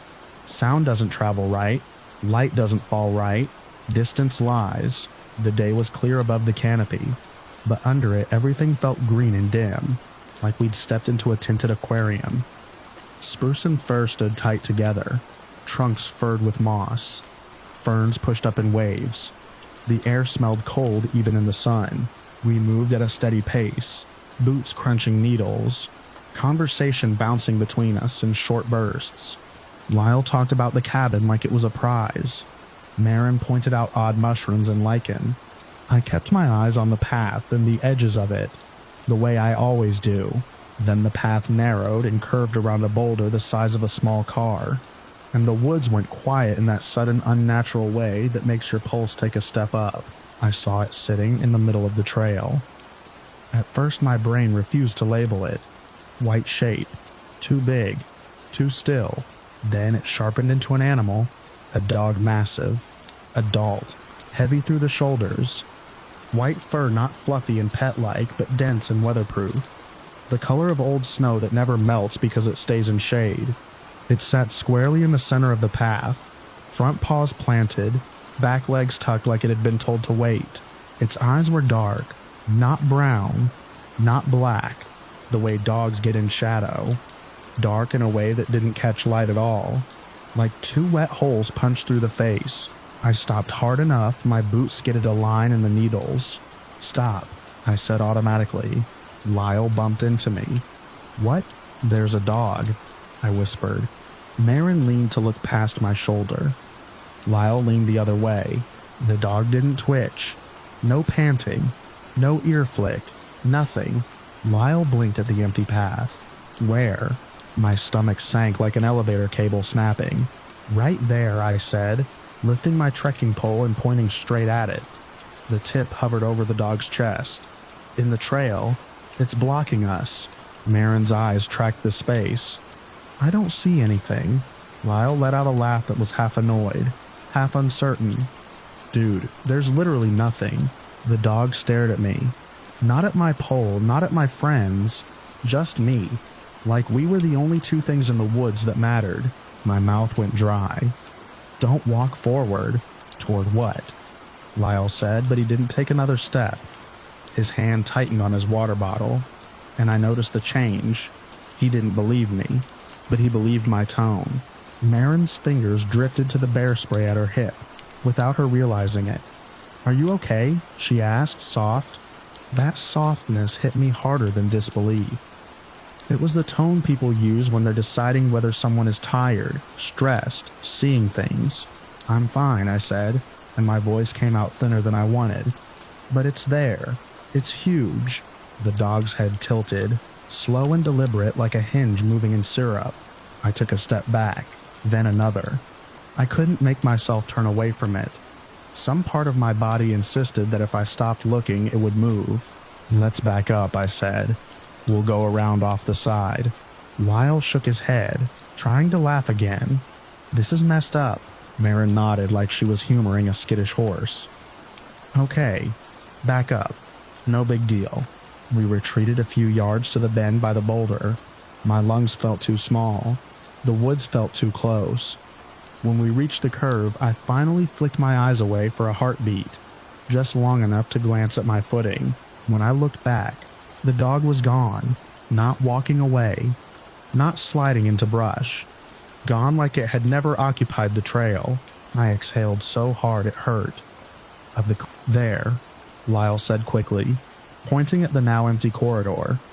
"Nothing. See? It was there," I said. He looked at me like he didn't know what to do with that. Marin's expression had shifted into something more cautious, less gentle. She didn't want to say it, but she was starting to wonder if I was having some kind of episode. We took a water break that wasn't really about water. We sat on a fallen log in a thin patch of sunlight. I forced myself to eat trail mix. My hand shook enough that a few pieces fell into the needles. "Maybe it ran off," Lyle offered, too loud. "It didn't run," I said. "It didn't move." Marin watched my face. "Did it look sick?" "No," I said. "It looked clean. Too clean." Lyle snorted. "Ghost dog." He meant it as a joke. My stomach tightened anyway. We didn't go to the cabin. We didn't say. We're skipping it because something is wrong. We just drifted into the decision like it was obvious. Lyle muttered about the trail being overgrown. Marin said we could come back another time. I nodded and didn't argue. We turned around. For 10 minutes, the woods behaved. Birds returned. A squirrel scolded from a branch. Our boots crunched normally. My brain tried to pack the dog away into a reasonable box, labeled stress, or glare, or trick of light. Then my trekking pole tip caught on something in the dirt. And I looked down. Paw prints. Big ones. Too big to ignore. Pressed into damp soil in clean, heavy stamps, 4-toe impressions in a broad pad. But the strange part wasn't the size. It was the way they began. No leading prints from the brush. No scuffs. No wandering. They started in the center of the trail, as if the animal had appeared from nowhere, stepped forward for 20 yards, and then stopped just as abruptly. Tracks, I said. Lyle crouched beside me, squinting. Could be old. Marin leaned closer. I can kind of see them. Why do they start here? I asked, pointing at the first print in the chain. Lyle stood up too fast. Okay, cool, let's keep moving. We walked faster. That was when the unease changed shape. It wasn't just about the dog anymore. It was about perception. About my friends moving through the same woods but not seeing the same world. I kept catching them glancing at me, not checking the trees. Checking me like I was the unpredictable thing in the group. I tried to lighten it with chatter. I narrated landmarks. Creeks coming up, watch the roots. We're almost back to the wider section.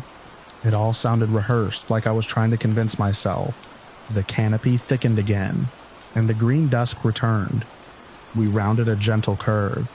There it was again, not in the center of the trail this time, but just off to the right between two spruces, sitting in shadow like it had been placed there with intention. White fur, same hulking build, same dark eyes that swallowed light, but now the fur looked damp and clumped, as if it had been rained on. It hadn't. The day was dry. I stopped. Lyle took another step, then realized I wasn't moving. What now? It's back, I whispered. Marin scanned the trail. I don't. It's right there, I said, pointing. My pole trembled. Between those trees, this time I watched Lyle's eyes as he stared at the space I indicated. His gaze slid across it and didn't land, like his brain couldn't hold the image. His brow furrowed. His mouth opened slightly, as if he was about to say something honest. Then he shut it. There's nothing, he said. Too quick, too hard. Stop doing that. Marin's hand closed around her bear spray. Okay, she said softly, but there was a new edge now. We're leaving. The dog tilted its head again, mirroring the first time like a practice gesture. No breathing. No shift of weight, no sound. The stillness coming off it felt like pressure. My ears rang faintly, the way they do in deep, quiet rooms. I backed away, slow, and the shadows around it seemed to rearrange. Not with movement you could point to, but with a subtle wrongness, like the forest was deciding whether it wanted to show it to me or swallow it whole. The air turned thick in my chest. My lungs worked harder for the same breath. Lyle grabbed my elbow. Come on, he hissed, and pulled me backward. I let him. I didn't fight. The part of me that wanted to run was starting to override the part that knew how to be careful. We rounded the curve. The dog slid out of sight behind trunks and ferns. I didn't look back. We moved fast enough that the path blurred into a series of familiar shapes. The boulder, the wider stretch, the thinning canopy. Sunlight returned like a hand on the shoulder. The forest road appeared. The car sat there, normal and solid and utterly unhaunted. We piled in and locked the doors like. That meant something. Lyle sat behind the wheel with both hands gripping it, jaw clenched. Marin stared through the windshield at the line where the woods began, her knee bouncing once before she forced it still. You saw something, I said quietly. Lyle swallowed. No, he said. Too immediate. Too rehearsed. Marin didn't look at me. I didn't see a dog, she admitted slowly. But when you pointed, it felt like my eyes didn't want to focus. Like there was something there and my brain kept sliding away from it. Lyle's knuckles were white. "Don't," he said. "Don't make it real." I turned in my seat and looked back at the trees.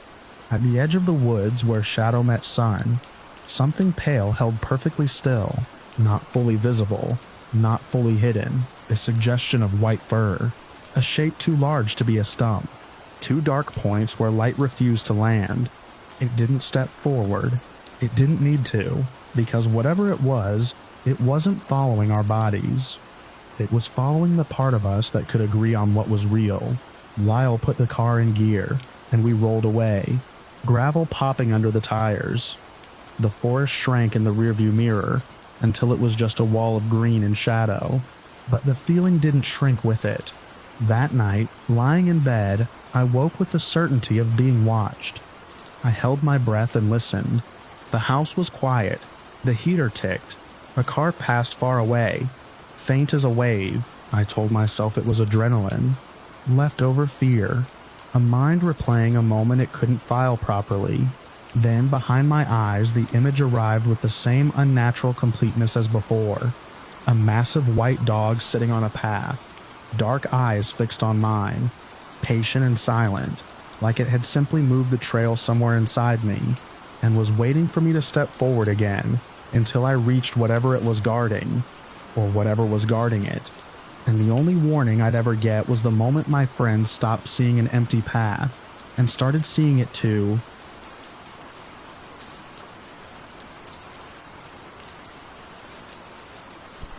I've spent most of my adult life chasing things most people avoid. Old fire roads, abandoned mine shafts, rock formations no one bothered to name. I'm a local explorer, nothing official, just the guy friends call when they want to see something strange without driving 8 hours. I've slept in deserts, forests, dry lake beds. I know what wind sounds like at elevation. I know what metal sounds like when it cools. I know the difference between natural noise and something man-made. That's why I can't explain what happened that night, in the mountains of Utah. It was Nate's uncle's property, private land up in the hills, about 30 minutes from the nearest town. No neighbors, no power lines cutting across the sky, just pine trees, scrub, rock, and a single aging trailer parked on a leveled patch, overlooking a shallow wash. The three of us drove up late, Nate, Kara, and me. It was close to 11 p.m. when we arrived. The sky was clear, thin crescent moon hanging low, stars sharp and endless, no wind, not even enough to move the pine needles. The trailer was exactly how you'd expect. Faded aluminum siding, small propane tank hooked up, narrow windows with yellowed curtains. It creaked when we stepped inside, but that's normal. Everything creaks in the mountains once the temperature drops. We set a lantern on the table. The glow filled the little space in warm light, leaving the corners shadowed but harmless. We talked for a while about a rock formation Nate had found down the slope, about a hike I'd done a week earlier.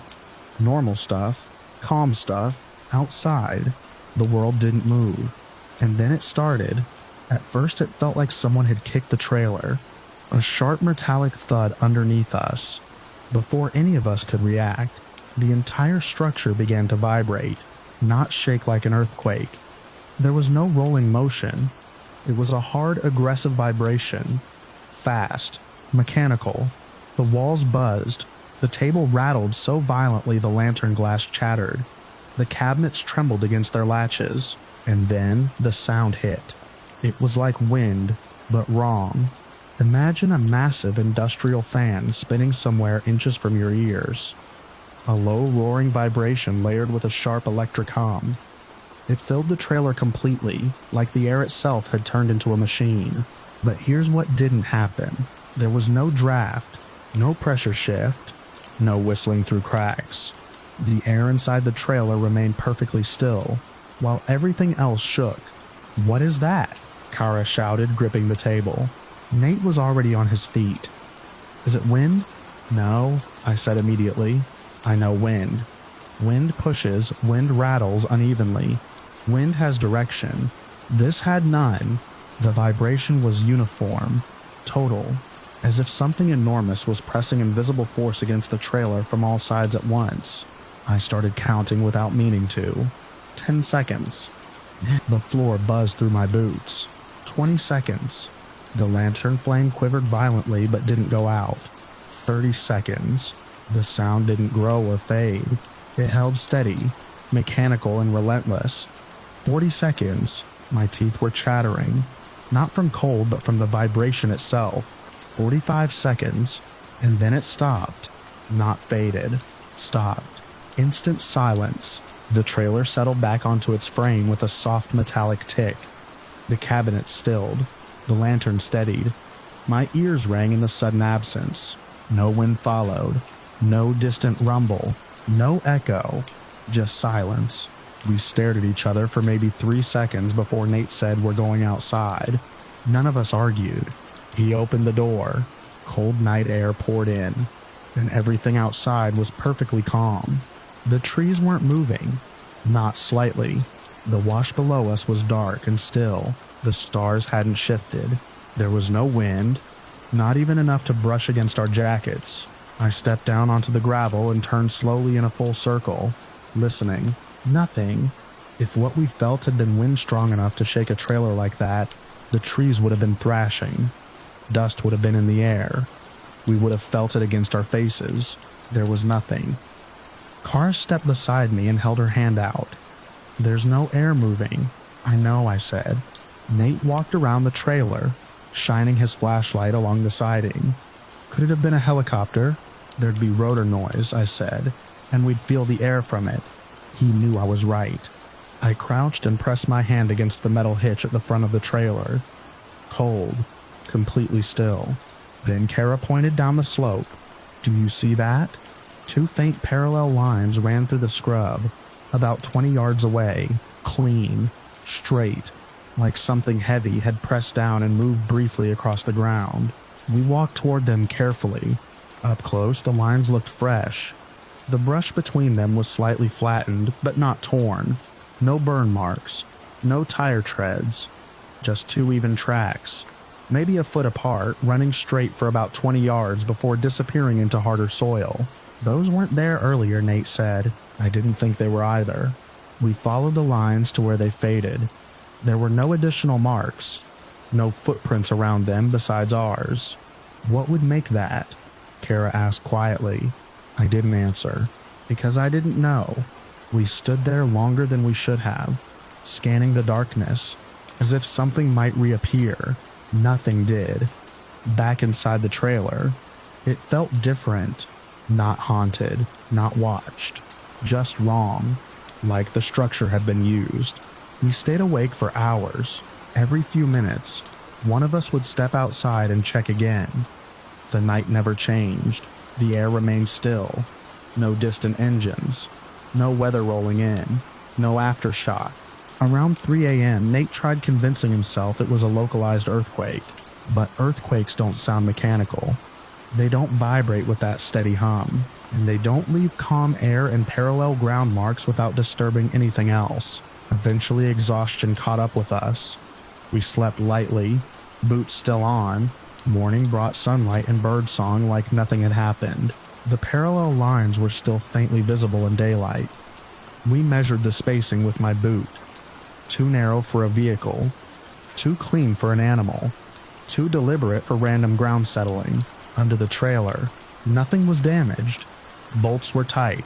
Frame intact. The propane tank was normal. The surrounding ground was undisturbed. If you'd shown up that morning with no context, you would have seen a quiet mountain property with 3 tired people drinking coffee. On the drive down, we talked through every possibility. Military test? We were nowhere near a known range. Underground drilling? No equipment. No sound before or after. Atmospheric phenomenon. Doesn't explain the vibration without wind. That's when something else hit me. During the vibration, the sound hadn't come from outside. It felt like it came through the trailer. Like the trailer had been the object vibrating, not the environment around it. As if something had interacted with it directly. I went back alone 2 weeks later. Midday. Clear sky. The trailer looked normal. But when I stood at the front hitch and looked toward a large flat rock near the slope, the rock I'd used as a mental reference point that night, the alignment felt off. Not dramatically, maybe a foot, maybe less, but enough that I measured the distance, and it didn't match what I'd written in my notebook that night. The trailer had shifted slightly. There were no new drag marks, no obvious signs of movement, just that subtle misalignment. I checked the ground carefully. No explanation. I never told Nate or Kara about that part. They'd already decided it was something natural we just didn't understand yet. Something rare, but I've spent enough time outdoors to know the difference between rare and impossible. What happened lasted 45 seconds. A violent mechanical vibration with no environmental cause. The air never moved. The trees never reacted. The world outside stayed perfectly calm, while the trailer shook like it had been gripped by something unseen. And then, it stopped. No fade. No trail. No answer. I still go exploring. I still sleep in remote places. But sometimes when I'm lying in a tent, or inside another old structure, I find myself listening, not for wind, not for animals, for that hum, that deep electric vibration that doesn't belong to weather or earth. I don't know what it was. I don't know what caused it. All I know is that for 45 seconds on a silent Utah mountain, something turned a trailer into a tuning fork, while the rest of the world stood perfectly still, and whatever it was, it didn't need the wind to move.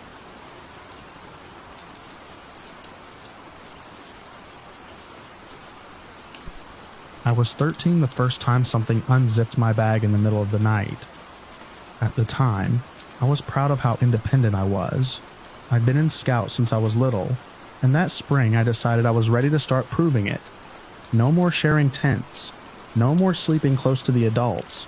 I brought my own pup tent. Small, low, barely big enough for one person in a pack. I set it up right at the edge of the clearing.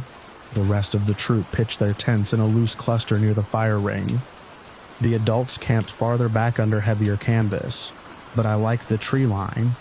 It felt more real, like I was actually in the wilderness instead of a supervised campground with latrines and posted trail maps.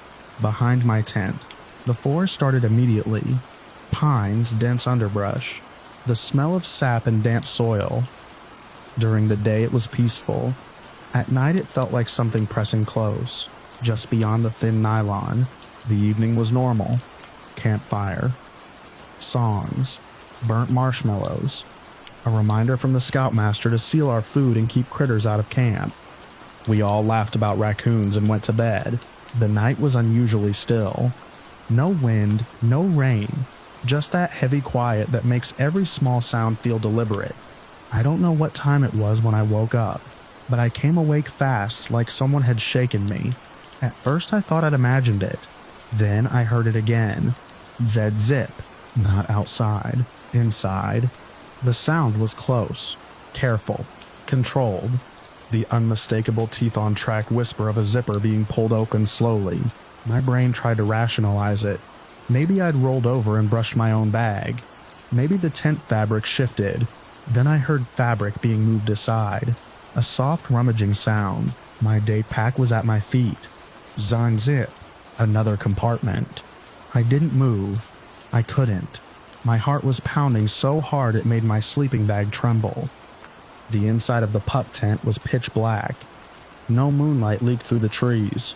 I could see nothing, but something was between me and the tent flap. I became aware of breathing that wasn't mine. Slow, measured, wet at the edges. The rummaging paused. I forced my hand to move inch by inch until I found my flashlight beside my pillow. It felt enormous in my grip. I clicked it on. The beam exploded inside that tiny space, and it was there, crouched over my open pack.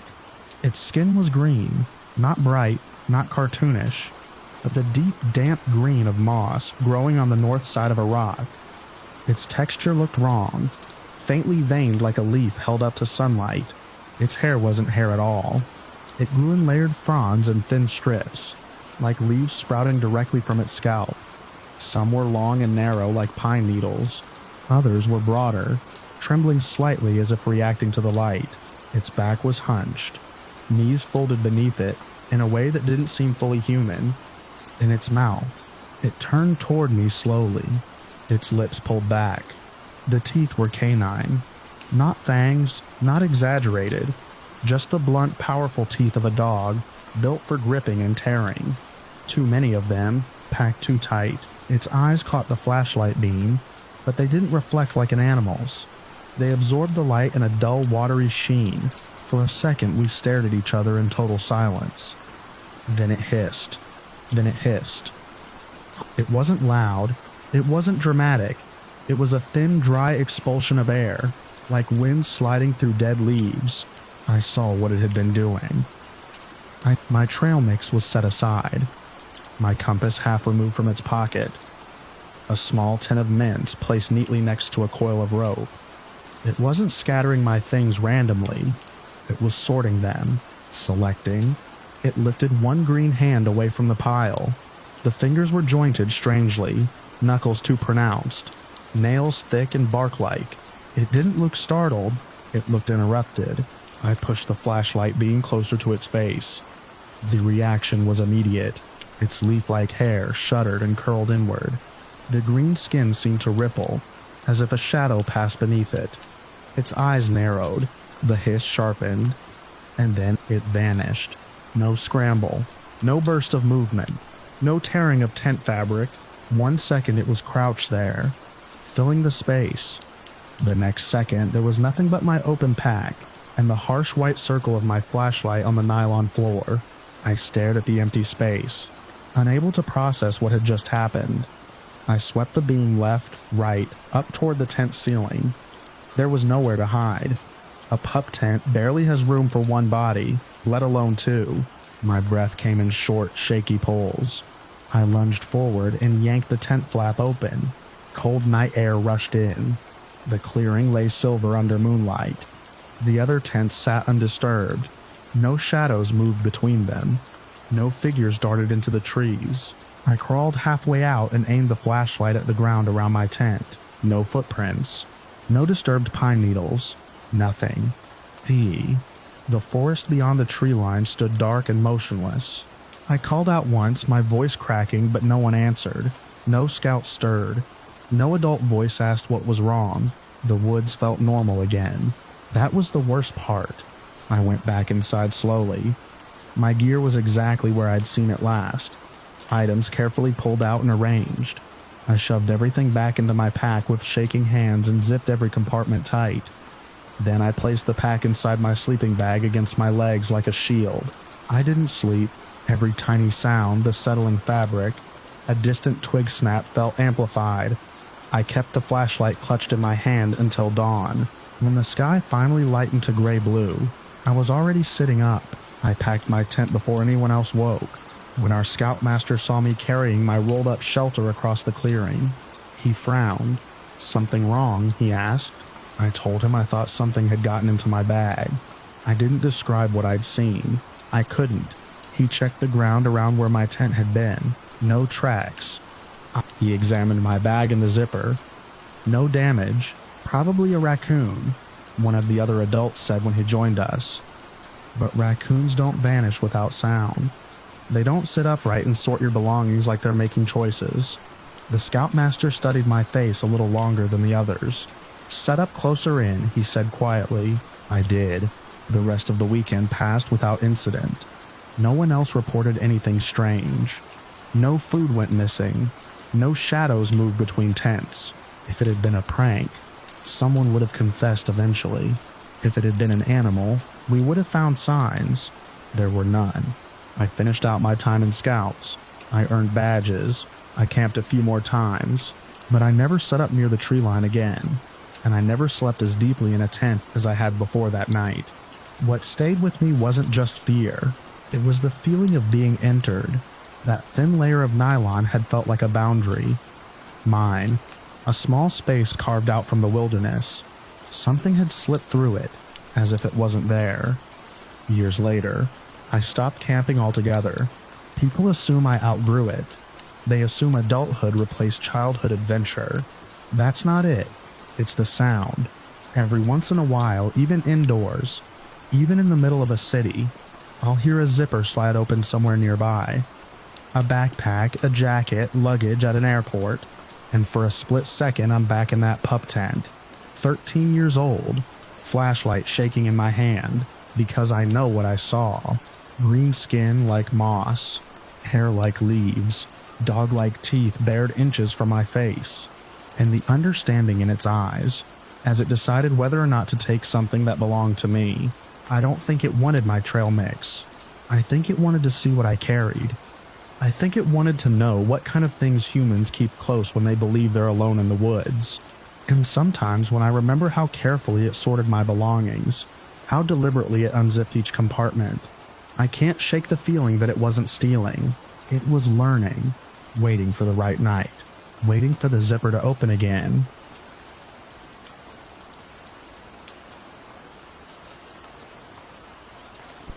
I've always considered myself the prepared type. Extra fuel can, satellite beacon, paper maps sealed in waterproof sleeves, a trauma kit that could handle everything short of a chainsaw accident. I camp alone, but I don't camp stupid. That's why what happened that night still doesn't sit right with me. I did everything right, and I still walked straight into it.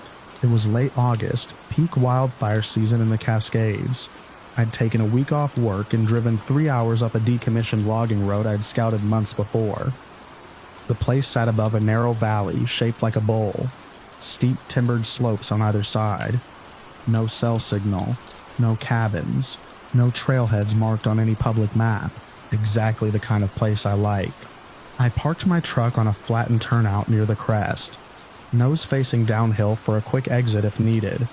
Standard practice. By dusk I had my tent pitched, bare canister hung, and a small stove set up for dehydrated chili. The sky turned a bruised purple. Wind carried that dry, brittle smell you only get when the forest hasn't seen rain in weeks. I noticed the lights around 10:40 p.m. At first I thought they were stars shifting behind the tree line. But stars don't move horizontally. Two pale white points glided low along the valley floor. Not headlights too high off the ground. Too steady. They blinked once, then disappeared behind a cluster of fir corals. I stood up from my camp chair. A minute passed. Then the lights returned. Farther east this time. There was no road down there. I'd checked the satellite imagery. The old logging grades had washed out years ago. I told myself it was ranchers spotlighting deer. Except this land was federal. The light stopped. Stayed still, as if looking up at me. That's when I made my first mistake. I walked back to my truck to grab my binoculars. When I hit the unlock button on the key fob, the truck responded with a bright blink of hazard lights and a sharp electronic chirp. The sound cracked through the valley like a gunshot. The lights below reacted instantly. They flashed 3 rapid pulses, then vanished. My stomach dropped. I stood there with the binoculars hanging useless at my side, heart pounding in my ears. I just announced myself. I killed every light at my campsite and waited. 10 minutes passed, then 20. Nothing. Eventually, I convinced myself I was being paranoid. I crawled into my tent around midnight. Though sleep didn't come easy, I woke to the smell of smoke. Not faint, not distant, thick. I bolted upright and unzipped the tent. The eastern ridge glowed orange, like a false sunrise. Wind had picked up, hot and erratic. Then I heard it. I heard the low, rolling roar of fire moving through timber. I grabbed my headlamp and jogged to the turnout's edge. Flames licked through the valley below in a jagged line, climbing fast. Too fast. Wildfires don't start in neat horizontal strips halfway up a slope. Someone had lit this, and they'd lit it between me and the only drivable way down. The realization hit with cold clarity. They knew I was up here. But I threw my gear into the truck without folding anything. Tent half collapsed. Stove still warm. When I turned the key, the engine roared to life. I crept down the road maybe 50 yards before I saw it. A fallen tree. Fresh. Clean cut. Dropped perfectly across the narrow grade. Blocked. I reversed hard, gravel spitting under the tires, and drove back to the turnout. The fire was already chewing through lower brush, sending embers spiraling upward. I carry an emergency satellite beacon. I'd never used it outside of a test. My thumb hovered over the distress button for maybe half a second before I pressed it. A red LED began blinking, signal transmitting. Rescue wouldn't be instant. Helicopters don't just materialize because you're uncomfortable. I needed a fallback. There's a rocky spine just west of that turnout, rising another 50 feet above the road. Sparse vegetation, less fuel to burn. If the fire climbed, that crest would be my best chance. I grabbed my pack, extra water, and the trauma kit. Left everything else. The hike up took 5 brutal minutes. Smoke rolled in waves now, stinging my eyes. Ash fell like dirty snow. Halfway up the slope, I nearly missed it. A square of plywood, half buried under brush. A boulder positioned unnaturally at its edge. It didn't belong. I would have walked past if the wind hadn't shifted, pushing smoke aside for a split second. That's when I saw a thin line of rope protruding from beneath the board. I froze. Every survival instinct screamed at me to keep moving. Fire first. Curiosity later, but the rope twitched. Not from wind. From below. I dropped to my knees and shoved the boulder aside. It took more strength than I expected. The plywood scraped free with a dull drag. Underneath was a shallow pit, maybe 4 feet deep, and inside, it was a woman. Her wrists were bound in front of her with plastic zip ties, a gag forced between her teeth, dirt smeared across her face, eyes wide and frantic in the beam of my headlamp. For half a second, we just stared at each other through the smoke. Then she made a muffled sound that cut straight through me. I jumped down into the pit. The air was cooler there, but thick with earth and fear. "It's okay," I said, though my voice shook. "I've got you." I sliced the zip ties with my multi-tool and pulled the gag free. She coughed violently. "They're coming back," she rasped. "They said they'd come back." "Who?" "2 men. White truck. They were moving us at night. Us." It was, "Where are the others?" Her eyes flooded. "They took them. I tried to run. They hit me." The fire cracked loudly somewhere below us, close enough that heat pressed against my back. There was no time. I boosted her up first, then hauled myself out. She stumbled, legs stiff from being folded in that hole. "Can you walk?" She nodded weakly. We climbed the remaining stretch to the rocky crest. Flames had already reached the lower road, devouring brush in violent bursts. The fallen tree burned like a fuse. Through the smoke I saw headlights, a white pickup emerging from the valley's opposite side, moving fast along some hidden access trail I hadn't known existed. They stopped when they saw the fire spread. Then the driver's door opened. Even at that distance, I could feel the calculation happening. They hadn't planned for the fire to move this fast. They hadn't planned for me to survive long enough to be a problem. One of them pointed up toward the ridge, toward us. The woman gripped my arms so hard her nails bit skin. The truck reversed abruptly, disappearing back into the smoke. Minutes later, I heard it, the distant thump of rotor blades. I stepped into the most open part of the rock and waved both arms. The rescue beacon must have pinged the nearest fire response unit. A helicopter crested the ridge from the north, angling toward the blaze. I stripped off my shirt and swung it in wide arcs. The pilot saw us. The chopper circled once, then hovered low enough that wind flattened the grass around us. A rescue tech dropped on a line, face masked against smoke. He took one look at the fire line and shouted over the noise, "You triggered the beacon?" "Yes." "And there's," I pointed downhill, "there's a criminal operation down there. They set this." His eyes narrowed, but he didn't question it. Training takes over in moments like that. They harnessed the woman first. She clung to the tech as they lifted her into the helicopter. When it was my turn, the heat below had grown unbearable. Flames crowned treetops in explosive bursts. As they pulled me up, I looked down one last time. The white truck was gone. By morning, the fire had spread across 3 ridges before crews contained it. News outlets called it a suspicious ignition under investigation. I gave my statement to county deputies, then to federal agents once the trafficking detail got involved. They found tire tracks along an unregistered service road in the valley. Found another concealed pit 50 yards from where I'd found her. Empty. The woman's name was Elena. She'd been reported missing 2 weeks earlier from a town over 100 miles away. The men in the white truck were arrested 3 days later at a checkpoint set up for fire evacuations. They were trying to pass through with 2 women in the back seat. Claiming they were family, I went back up that logging road once. Months later, after the burn scar cooled, and investigators finished their sweep, the turnout was still there. Blackened, silent. From the crest, I could see how close it had all been.